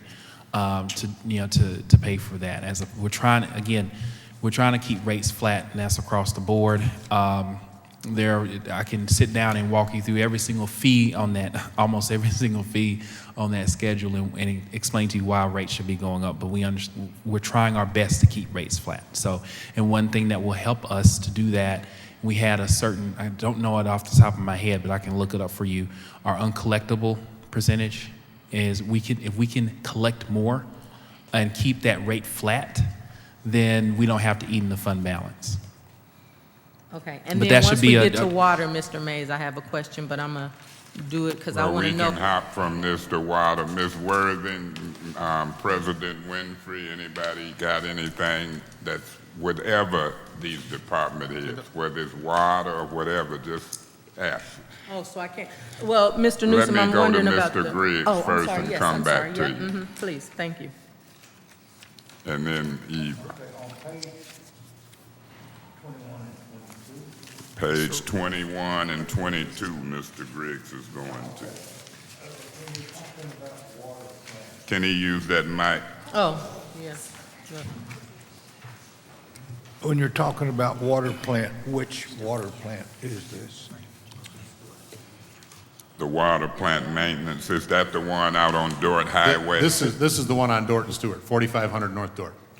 Now that young lady This is behind you, she- KWA, is that what that is? It's not KW, this is our drinking water plant, not our wastewater plant. So it's the Flint Water Treatment Plant. It's the drinking water plant on Dorton Stewart where the large elevated tank's at. I must not be familiar with that plant. Could you say that again, Mr. I must Griggs? not be familiar with that plant. I thought we had a Flint Water Treatment Plant. Well, technically, we have two Flint water treatment plants. We have a Okay. wastewater plant that's out on Beecher and Linden. Right. And we have a drinking water plant that's on Dorton Stewart. Oh, so we changed the name to Drinking Water Plant, I guess. Well, I think we have to clarify, if we say water plant and we could potentially talk about Okay, now- both, we want to make sure we're So talking he's about the referring right to one. the one on page 22, which is Department 4, Well, 5. 21 and 22. On 21 and 22, that's the water, that's going to be the drinking water plant on Dorton Okay. Stewart. Now, I see that we're putting about $250,000 into treating Detroit water. Is that correct? Yes. What line? What you see, Mr. Griggs? The fourth line from the bottom on page 21. Chemicals, yep. Treatment of chemicals. So, We're treating the Gliwa water yep. to the tune of about $250,000 a year, which I don't understand why they can't treat it, but, Well, I can, Talk to him about it. Talk to him. I'm happy to help you understand it. Okay. So, the EPA has us under an order. So we have to meet certain targets in that order. We have to meet a phosphate dose of 3.5 milligrams per liter. We have to maintain 0.5 chlorine residual throughout our system, so we bring it up to about 1.7 milligrams per liter. And we have to adjust our pH to try and reach a target of 7.5. The water from Gliwa is not optimized for corrosion control in the city of Flint. So right now, we're going through maybe perhaps the most extensive corrosion study ever done in the water industry that we just got added on to. We're going to have to add another several $100,000 to complete all the things they want us to do. We have to extend the timeline, so they want us to do it for a year so that we go through all of the water conditions. We also have to look at the corrosion on copper and galvanized piping. So by the time we get done with this corrosion study, it currently is, and it will be, the most extensive corrosion study that I think the water industry's ever seen. At the end of it, we hope that potentially we're able to get Gliwa to actually optimize their own water so that we may not have to add 3 chemicals. They're reluctant to do that because obviously it's going to cost them money to add that chemical injection facility as well. So it's part of it. It's an expense that we have to endure. Mr. Griggs, is that it? Could I piggyback on some? Go ahead, Ms. Worthing, because I want to know about a water plant manager and staff, but go ahead, Ms. Worthing. For And what's that budget? water corrosion study, it's not part of a relief fund in any way? It's from our general fund? It's wind funded. Oh, okay. It's part of the wind funding. So that's been, Cornwell Engineering is doing that as a subcontractor to Arcadis, and we're going to bring forward another change order. I think this will be the third one, potentially the fourth one for that particular contract. You guys will be seeing that here shortly once we finalize the plan, get it okayed from the DEQ and the EPA, and then we'll bring it to you. Okay. And then, I'm going to be wondering about the water rates. Right. I appreciate you not raising them at some point. I'd love for them to be lowered. How does it work, the water and sewer? And this is important, I think, for me to understand as we do this budget. How are they connected? I've never gotten that. Well, I think you take a first stab at it, then I'll So feedback. we have roughly 30,000 accounts in the city. We call them water accounts, but they're really water and sewer accounts. So we meter the water that goes into the house or the building, and that's the water half of it. But that meter is also charging sewer charges, because the sewer that's generated from that obviously is going to be fairly close to being equal to the amount of water that's billed on the front end of it. So if you get what that is, then that's how the sewer and water works. Right now, I think it's about, it's funny, people always complain about their water bill, but actually sewer is a bigger portion of it. So I think sewer is about 55% of it, water is about 45%. You heard Mr. Newsom refer to we want to change that proportion. So the water fund is really in dire, it's not functioning correctly. So it's approximately $5 million in the red right now. So when we shift that, we want to shift that to a 50-50, which plugs up about a $2.5 million hole. So we still have about a $2.5 million hole, and we don't have any capital improvement planned in there, which is another major problem. So it's easy if you have capital programmed. You can cut back your capital and defer that work going forward. But when you have zero capital, and if you want to put it in perspective, if we had a $5 million hole in our water fund, we could basically lay off all of the people that provide the service, and we could make it work. We could make it work that way, but it doesn't work that way. So when you talk about lowering water rates, I don't know that that's a reality. But one thing, we had a meeting about this the other day. We're working on if we can get our collection rates to a certain percentage over the next several years, we have an opportunity. I'm not saying this is going to happen, but we have an opportunity to keep our water rates flat. We have to drive our efficiency up. If we can get our efficiency up to 95%, we have the opportunity to keep our water rates flat and satisfy all of the things that we need to satisfy under our EPA order in the Arcadis distribution optimization plan that they put forward.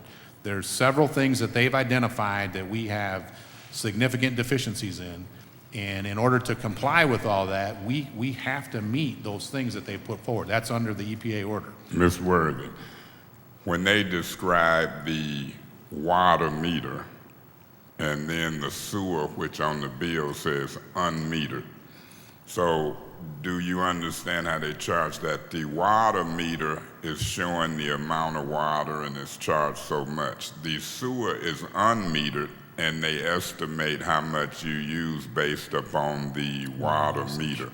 So it's almost 50-50, but sewer could be a little higher. So that's how they estimate and charge for sewer. It's called an unmetered sewer, and then you got a sewer service charge. Yeah. You got a water charge based upon how many units or cons, and then they got a water service charge. And so those are the debated issues. What should the service charge be? And we can talk more about that, but continue. And then if we go one step further and we look at like an irrigation meter, so if you water your lawn, there's no sewer charge on it because it doesn't go to our sewer. So just so that you kind of understand the concepts of these different kinds of meters. Like we have in our fire stations, we have accounts that are charged as irrigation meters, even though they don't water their lawn, because that water goes into the fire truck. And that never makes it into our sanitary sewer, so we don't have to treat it out at Beecher and Linden on the other end of it. What is the water charge, the sewer service charge? What is that? Is that a flat fee? Yes. So there's you have a readiness to serve charge on the water side, and you have one on the sewer side. It's very standard in the industry. The industry has recognized over the last probably 2 decades, and it's going to continue, people use less water. So low-flow toilets, low-flow shower heads, high-efficiency washers, all these things. So people have been more water conscious on how much water they use. It's very typical for a municipality in its water and sewer rates to go towards more of a flat rate fee, so to speak. Our readiness to serve charge really started, it was a pass-through from when DWSD had us. So they charged us X amount of millions of dollars a year as a readiness to serve. And we basically broke that up over our accounts and passed it on. It's been in place for a number of years, even though over the last probably decade or so, it's increased quite a bit. Mr. Benzie, can you introduce the young lady from the water plant sitting next to you? This is Yolanda Gray. She's our utilities accountant. She's worked for the city for, I don't know, about 20 years. I said this earlier. And then I'm gonna let you continue, Ms. Worthy. I'm good. So at the water plant, she's my boss. And I go to the wastewater plant, I have Crystal Wallace as my boss. I go over to the Water Service Center, I have Sherry Priest, she's my boss. So I have Betty's kind of my boss down the street. So I have all these, but they're really the ones that most of the time work behind the scenes, and they really are, their eyes they're on these numbers all the time. Ms. Galloway had something. Mr. Griggs, have you toured that water plant yet? What, the drinking water plant? Yeah. Twice. It's very outdated in its control systems. Ms. Galloway. Thank you, sir. Mr. Newsom, Yes. I see can you just simply explain the budgeted amount for the KWA bond, which is on 18 at the very bottom? Yes. Page 18. Yes, page 18, the very last item on that page. Is it 21 million recommended? Well, it's the 6. Oh, okay, it's right above Yep. that, 6,261,000. Everybody see that on page 18. Mr. Newsom, you probably can't do it now, but I'm going to take a moment to look at the budget last year. Sure.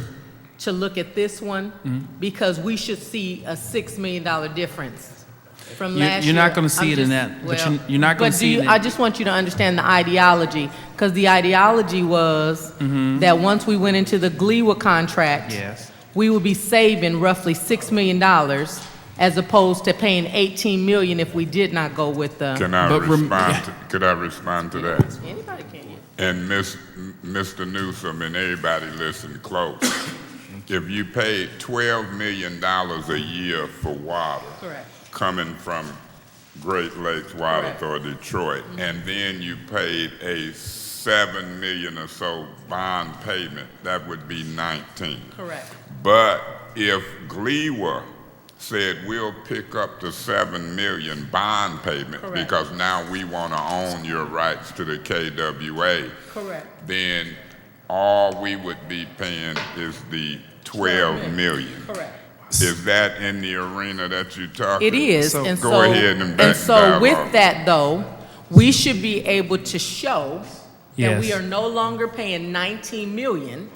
We're in essence paying $12 million. So if I may, if you go to the bottom of page 21, you're going to see. Excuse me a minute. Did y'all hear that? Yeah. About the, okay. Page 21. The bottom of page 21, the second to the last line item, and look at what we projected at this time last year, we said we were 13.4 million. Now we're saying 6.2 million for that line item, the second to last on page 22. So remember how this is structured. This is a credit. So we still we get a credit for what we're paying for the KWA bonds, but this is where you see the reduction. So the bottom of page 21, I'm sorry, 21. So you're saying second, the purchase of materials for RES, what does that stand for? That's the water. That's the water we're buying from GLEWA. Purchase of materials for RES. So- What RES means. I think, is that Yes, residential so how water? does that line item, So that's- how would we have known that that was related to KWA? No. So let me take it. Let me Okay. explain. Let me explain. So again, GLEWA is charging. That's what GLEWA is charging you for the treated water. That's the second to last line item on page 21. So you're getting a credit. That's where the credit shows up. So you still have to pay the bond payment. But my point is that you see the difference here. So the savings is here because you get the credit on the invoice, and that's where it's reflected. This is the bill from GLEWA. Okay, so So what you're saying is, I realize that those two, so what you're saying is, in the projected year, this 13 million Right. That's what added up plus that 6 million There to you where go. we got the 19 million. Is that Right. what you're saying? Yes. Okay. Now add up the Now two in numbers going for recommended. forward, Right. We won't ever again see that 13 million. You should which not, is why no. you're seeing the consistency. Right. For That's 20 so the, for that's why 28 you see the For reduction. You see the 28 reduction here. years. That bond payment Okay. is 28 years. And is the difference, Mr. Newsom, because the difference looks like about 800,000, but it looks like it's projected to be more. I thought part of the reason why we were rushed to make a decision is because they were working on refinancing. I don't know how the technical term It was a for the refund. bonding, they were refinancing it to get a lower payment. Is that why the 6.2 is the way that it is, or do we even know? Hold on one second. I want to go back to your page. Page 18, I'm Thank sorry, at the you. very Thank you very bottom. much. I want to be misquoted. I'm So yeah, looking there's a at- slight uptick. Yeah, and so then because of that, yeah, that could, without the notes in front of me, that could be a variance because of us projecting what the charge is going to be because of the refund. But we did refund those bonds. So at this time, in going forward, we should have a fixed payment Yes. on that piece, right? Okay, perfect. That's all I need. Thank you, sir. Mr. President, any council persons, any hop in there? Is it some questions? Madam Water Plant person, what's her name? Yolanda Gray. Ms. Gray. What's going on at the water plant in this budget? Mr. Newsom, what's going on at the water plant? Do we need a water plant manager's personnel in this budget? What's missing? What's in there? What we got left to hire as far as all those orders? Is all that gone away? What's happening there? So Personnel. And direct me to the page. And I want to see if those people are there or are they budgeted or do we plan? And then I'm going to come to streets, Ms. Betty Wideman. Unless my colleagues take it in another direction, because I'm encouraging them to hop in there, because we always got callbacks.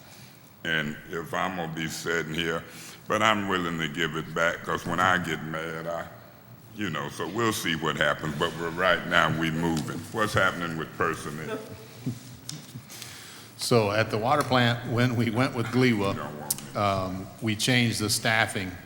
There's a reduction in staffing, obviously, because we're not running a full treatment How schedule. many people is needed over there? We need one operations foreman. Is that person there? Is that person there? Yeah. The No, operations. I think we're looking to hire him. Is it budgeted? It's budgeted. For how much? Do we know? I don't know what the exact. Mr. Newsom, do you cost is know? off the top I'm of my looking head. it up. It's Okay. all budget. Keep And then we need going. one. What else? What else? We need one operator trainee.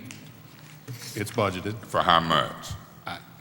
Okay, Mr. Newsom, that's two things. Keep going. We need a plant supervisor. That's budgeted. For how much? I don't know. All the positions That's are three budgeted, of though, them. that I'm going Look to it speak up. about. We looking for So- three figures. Go and we're ahead. still looking for a lab supervisor and 2 lab techs.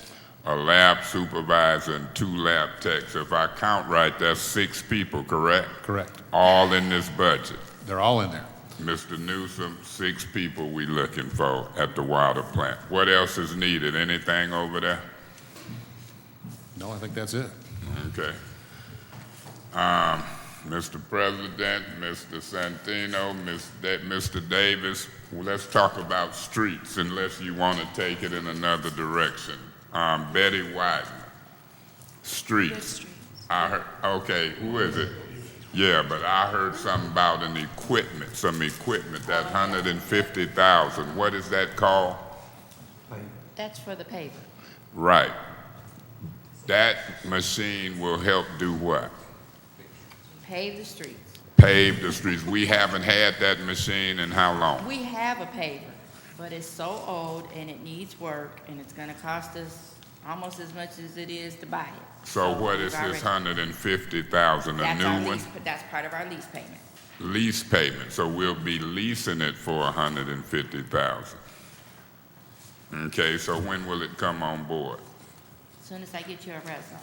As soon as And you what? say yes. As soon as I get the reso to you and you tell me yes, we're gonna probably purchase it out of fund balance.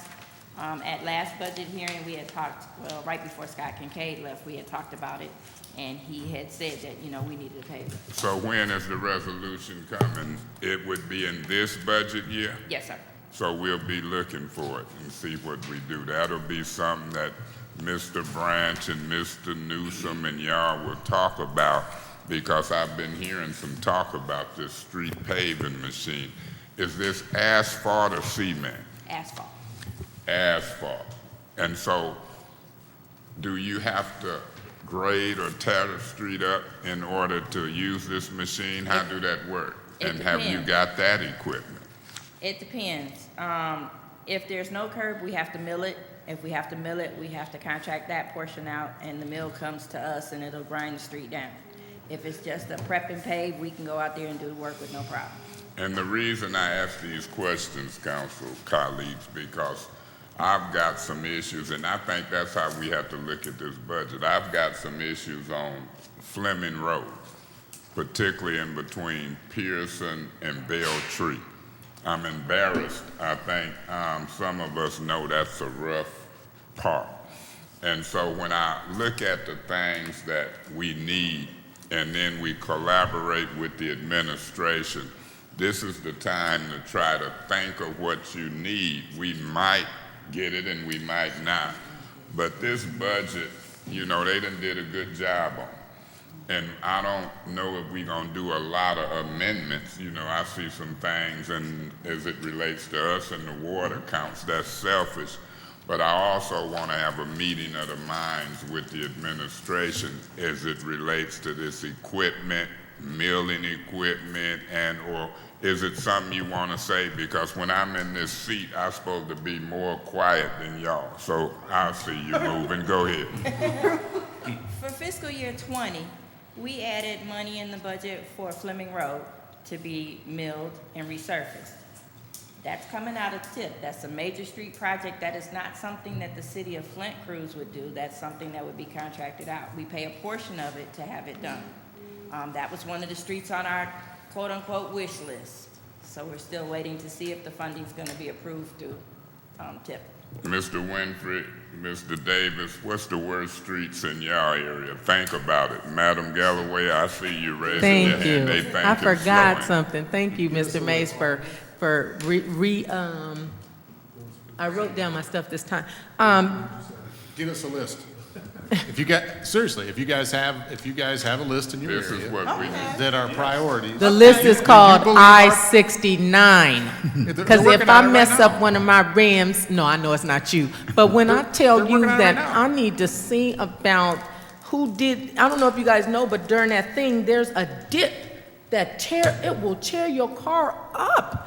And they did it that way. I mean, that's like the new paved part. There is a dip that will tear your car up, and so I don't know who can do that. Maybe you got friends that work for the state. Maybe you could tell them back that. That's in But, Betty, in this budget, the city's portion of the restoration not AECom. I know that there is now talks about them doing the restoration, but in the restoration part that we said that we would be responsible for, because now we're in that section at this ending that ends June 30th, there should be some money. And then is there money in here for the rest of that that's going to begin July 1st, hoping that we can get to them through the good weather season? Does that make sense? Mr. Branch, let's see. So that comes from a different funding source. That's part of the project, okay? That money is allocated. It's not in their general activity budget. It's not in here. But the money is sitting there. It's the grant money. It's just waiting for us to write a check to get it out? No, it's actually, so you do the work and then you get the reimbursement. Yeah. Okay, Is Zito still doing that work? Yes, sir. okay, so Betty, is there, so the money is there. Is there a list of properties that money is, like the demo, the money that's allocated for demos, there's a list of properties that are associated with the budgeted money. And the reason why I'm wondering about that is because if we need to see about possibly allocating more money, this is the time to talk about it. Because it's a lot of people, last night some people came and their grass is tore up. And they're sad, and nothing is worse than you take pride in your yard and it is horrible. So is this, because that's appropriate. Am I talking about something appropriate right now? There's plenty of money there to do that work. That's part of that project. Okay. So it's not a funding issue. Okay. We already have Zito and the city are already out doing soft surface work. So grass restoration. The asphalt, we got word today, the asphalt plants will open the 30th of April. April 30th. So once that happens, Zito and the city crews will be in high gear. Perfect. Putting sidewalk, curb, road, everything back. And we hope to, we're going to try and get to it as soon as we possibly can. And you guys aren't worried about money in this budget? No, money, you are fine. Okay, yeah, perfect. We're good. There's plenty of now my money next allocated. question. Zito is capable. Perfect. I see you, Mr. Griggs. Right, Go yeah. ahead. So I had a quick question for you, Rob, because in Ms. Wilcox's presentation, in her budget, there is what's called a forestry department. And so they got about $371,000 over there. Really? And I was wondering, don't look like y'all knew about that. And since we're dealing with these trees, saying that we don't have money to take care of them, I was wondering if you and Suzanne could have a conversation, because maybe it just needs a transfer of responsibility, since it specifically in the fund says Parks and Forestry Administration. And so the reason why I'm saying that is because we should be talking about more money for trees. If it's I don't know if I know we don't have it, but I'm trying to understand the money necessary to pay for trees, trimming, cutting, roots, stumps is what I'm getting calls on, stumps. Well, we want to change how trees are removed, first of all. If it's a removal, the stump is included as part of that removal. Just so you know, that we want to look at that going forward. Okay. But there's also, so you have to understand our parks, we have a lot of acres in parks, and we have a lot of trees on those acres. Right. So my understanding is the money that she has is to deal with trees in the parks. The money that we have is for right-of-way. So from the sidewalk to the curb, the trees out there is what we deal with. And understand that one time, it was not DPW's function or the Department of Transportation's function to deal with trees in the right-of-way. That was a forestry operation through and through. And we got a discussion coming up on that. I think we referred that to Mr. Santino, is it governmental operations? Ms. Galloway. My last question, Mr. Mayor. Okay, because I'm looking at Mr. Do we have Griggs. enough money in 50/50 sidewalks? Because I have a couple of people, so my question is, one, do we have enough money in there to do the project? For those of you that don't know what 50/50 is, the residents can apply and the city could possibly allow them to cover 50% of the blocks that need to be repaired for the sidewalk. So that's a huge benefit to our constituents who can't afford to pay for all the blocks that need to be done, but it's a safety hazard. That fund is for them to be able to have that. So I want to make sure that if there isn't more money we can put in there possibly. But the second question is, and Betty, you've went and looked at one of the residents that I have on Chelan, some of that sidewalk is because the tree trunk was not removed and it has grown almost like a scary little monster and has changed how that is. Are they responsible for that? And if they are, is the 50-50 something that they qualify for? Because we want more money in 50-50. And I also want to know, Ms. Galloway, how Yes. much money is in the one that ain't 50-50? Oh, I didn't know there Okay, was we've one. got Okay. two different things. Thank you. You have two activities. You have the 200 fund, which is where we do repairs. Okay. So What if the page tree is is that a- on? Do anybody know the 200 at fund? This is 200. where they Overnight repair the 200. sidewalk, no cost to the resident. What page is that on? Let's see how much money that At is. the bottom of page 3. At the bottom of page 3. Oh, That's 449, 200. That's the Okay. major side, and then you have it What is in the local what is side the also. amount? Where is it at? It's actually top of page 4, I Top of think. page 4? Top of Top page of 4, page you'll see 4. $118,000, and that's on the major side. Where is it at? I don't see it yet. Top of page 4 in the red, Wait. Which page? And it's $117,000. $17,844. That's the amount of money that we use to fix sidewalks. But that's on the major side. On the what On side? the major street side. What do that So like mean? Fleming Road, any of those. Fleming Road, not on the residential. Right, on the residential side, it's at the top of page 8. The top of page 8, so we got Oh, page 8, okay. Yep. 117,000 on the major street side. And on the top of page 8, what we gonna find? The local streets, The local streets, that's That's 100. residential per se. $125,000. Now, this 125. 200 fund covers any trip hazards that we get from legal. Okay. It covers any trees that have uprooted the sidewalk. Okay. We're responsible, Okay, perfect. okay? Then we also have, where is it, 215? And if I may, I want the council. 213. I want 213, 50-50 program. I want You guys, that's on page 9. Right. Second one from the top. page 9. Yes, sir.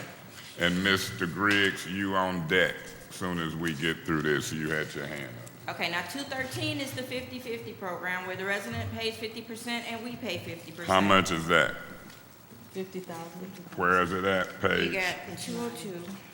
page 9, the 50-50. And it's where at on page 9? Second section, yeah, it's at the top, highlighted in bold black. Is that I'm 200? steady looking. Okay, 50-50. And for 2018-19, 50,500, 62,000 the following year. Right. Now, please understand, with the 50-50, we had to back up a little bit because there's so much activity in the right-of-way.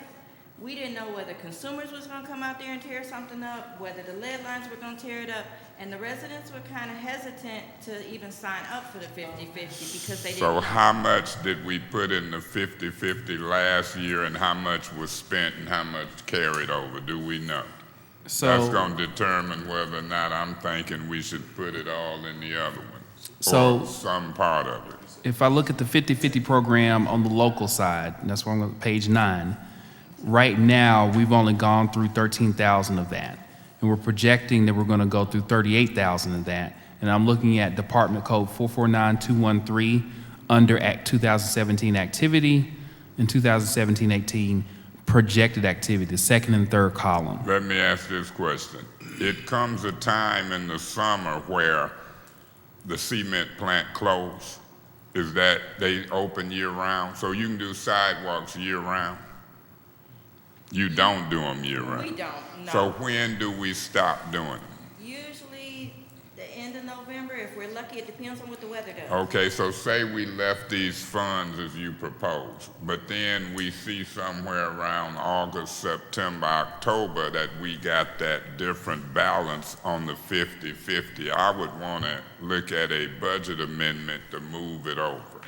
Would that be a fair way of doing it? Well, I think the issue with that is. What you frowning for, Betty? Did you understand my question? I understand it. What you think? Well, I was just thinking that so that'd be early in the fiscal year. So that'd be early in the new fiscal year.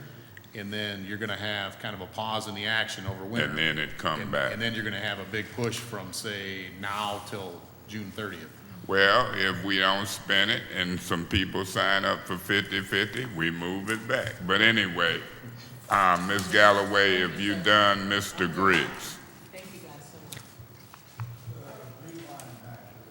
We're gonna be wrapping up in a minute, but y'all might come back. And before we wrap up, if any, I want people to picture, Mr. Guerra got something, but we might bring y'all back. So we like talking to y'all. Go ahead, Mr. Griggs. Rewinding back to that paver, are you talking about leasing a paver for city employees to use? Yes, sir. Okay, now does that include, what if they damage the paver? Do we pay for the damage, or does the leaser pay? We use the term lease at the city. We're gonna end up owning it. It keeps us from having the upfront cost, of a $400,000 piece of equipment. We can spread it out over a few years. It's less, it's less taxing on our budget.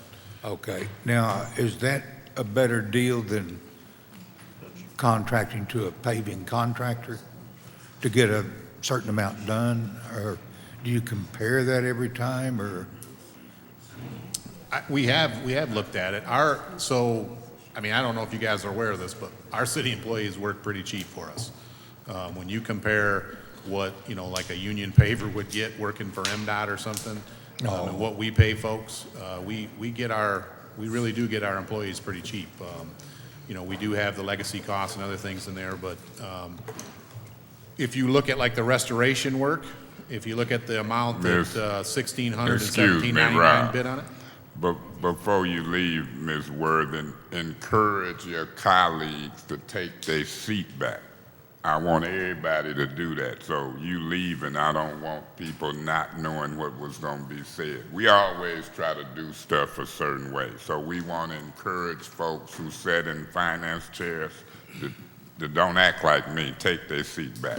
But just so you know, we'll be talking about that openly.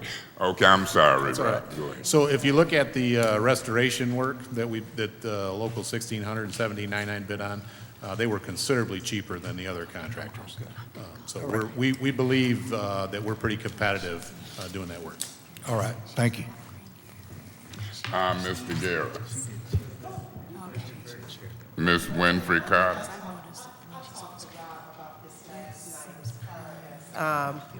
The pipes in Phase 4. Are we going to complete Phase 4? Because I'm getting a lot of calls. So what do you mean by complete? Are you talking about restoration work? Restoration, go back. I have people whose pipes didn't get placed. So we are working under Phase 4 dollars right currently. Okay.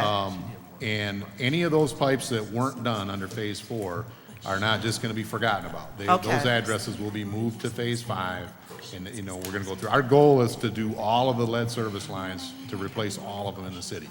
Yeah. So it's hard to say a timeline, but we want to have the majority of them done after this construction season. There will probably be some stuff to finish up next year, but we would like to. We believe we're going to have the majority of them done this construction season. Okay. I'll call Kyle.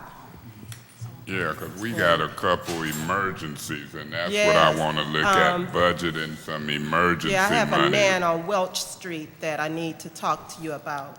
And then you know about the one on Alma. So I want money in the budget for emergency service lines. Now, I know the federal money is qualified for lead and galvanized. But what I ran into last year, when you political, and I'm political, y'all technical, I'm political. Sometimes you have to allocate 10 or 20 or 30,000 in the proper department for what I'm gonna call emergency service lines. And so it's just awkward when people see you doing service lines. They don't know.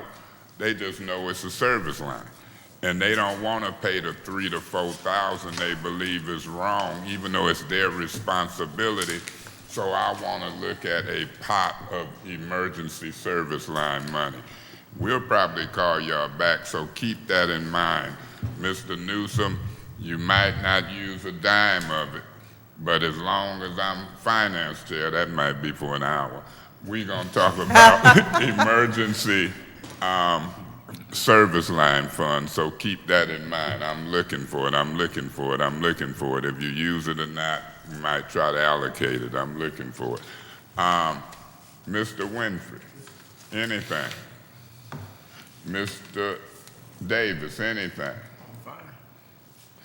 I would say this to the council. Look at the problems in your area. If it's sidewalks, look at that. And then we'll try to budget that. If we see, like we looked at, 200 or 400,000 for sidewalks, divide it by 9 and see what you come up with. They got priorities that they gonna do, but if we divide it by 9 and we see 10 apiece, we might only get to do 5. They know what they gotta do. So I want you to look at this budget in the sense of what is needed in your area based upon the department. The same way with Raul, with Blight. When we put the 15,000 in the budget last year for him to get a Bobcat, I don't want to see mattresses and couches over there off of Russell and Chestnut. It's embarrassing when I go down my street and have to look at that. Last year I had V.O. Luster just volunteer, and Raul set a dumpster and we did it. But we budgeted now where those tough areas we can use equipment. So I don't mean nothing, Mr. Griggs, when I say new folks, but I know everybody has got some sense. And if we look at budget in the sense of what do you get the most calls for, what do you need in order to, I'm political, stay in good graces with the people you represent. This is our time of year to allocate money and so forth and so on. We ain't wasted your time, Mr. Sewer Man, because we know that we want that sewer budget to be right. Because if the sewer budget ain't right, a lot can go wrong. So I'm enjoying y'all. I enjoy being the chairperson for this meeting. Let's see how long it lasts. Ms. Galloway. I just have a final thought. I just want to say for the record, there was a 5 o'clock, but our budget hearing said 1 until. So we've done very well. I believe that the meeting went well. I believe I'm really disappointed because we wasted 30 minutes in debate 45. over, oh, it was 45? Excuse me, sir, you're out of order. You're out of order. Where's that up? But I just want the record to show that those 45 minutes of trying to debate what we needed to get our questions answered meant that we could have actually been out of here at 4:30. And so notice how this went, and there is a way to do it, and I don't think we wasted each other's time, and I believe that the questions that we had have been answered, and if we have more, that'll be available on. I think it's never a waste of time, and I'm particularly talking to Mr. Griggs, Mr. Guerra, and other people who voted differently. I don't think it's a waste of time when you demonstrate that the majority of council can reach an understanding. That's why I'm saying to everybody, you know, if I get pissed off, I might be gone. I might cuss or do anything. So as a group, let's try to encourage her to take her Point of information. Yes, ma'am. Do my colleagues realize that at this point we don't have to be here? I just wanted to throw that out. Well, I tell you what, I'm gonna entertain a motion to adjourn, even though I wouldn't mind keeping, even though I wouldn't mind keeping this crowd to about 7 or 8 at night. If the rules allowed it, I would sit here as one. Mr. President. And we would go through this budget. Oh, Mr. I'm not the, Mr. President, Chair. through me to, you want the No. president? No, I want the You want to be interim, I want the interim recognized. chair You of the want to be finance. recognized. I will hesitate and recognize you after I make this announcement.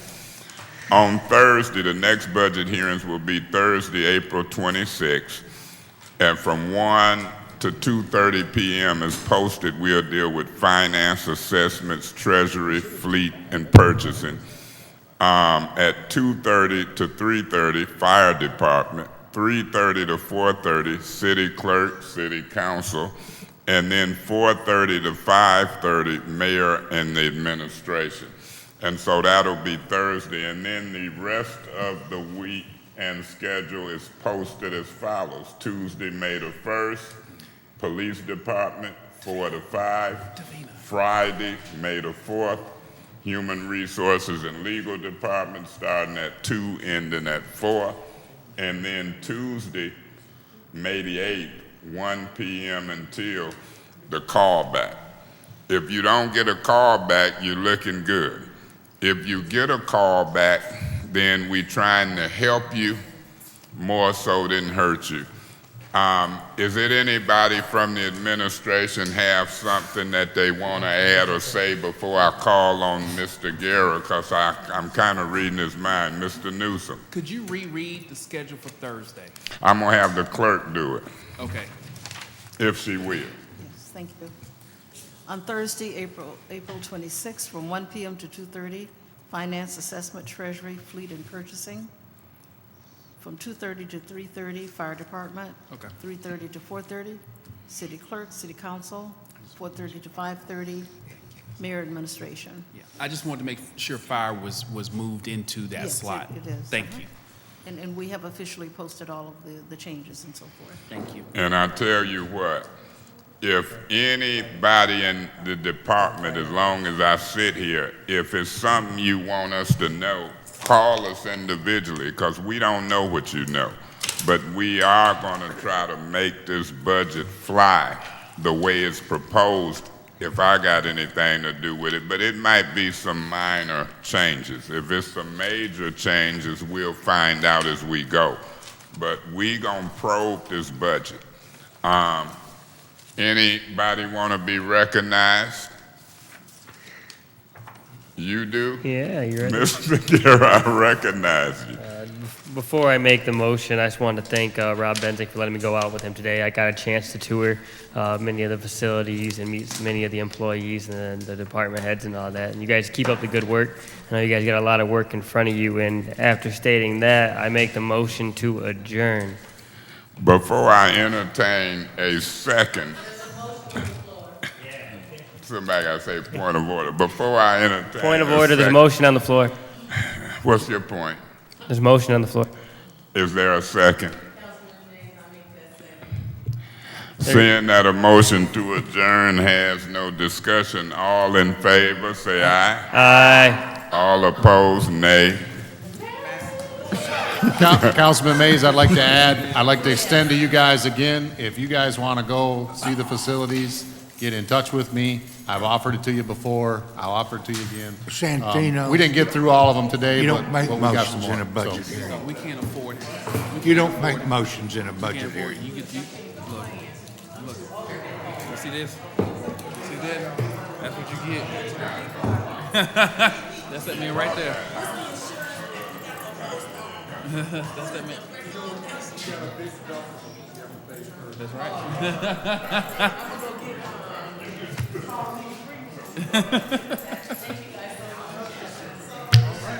No, that was painless. That was bizarre. Well, I mean, through it all, you all got out of here.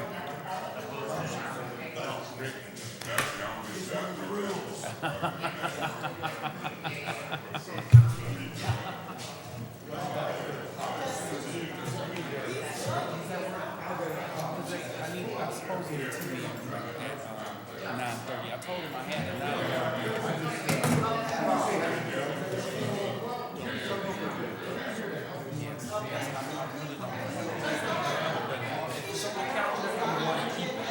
As best I can.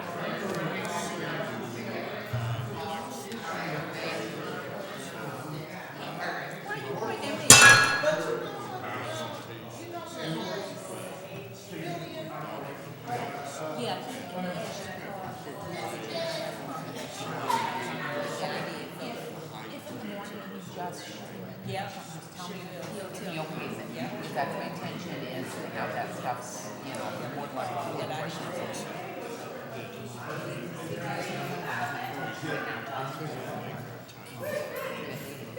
My intention, if he approves it, then that's what I'm gonna do, and roll with it. So, all right, thank you, my dear son.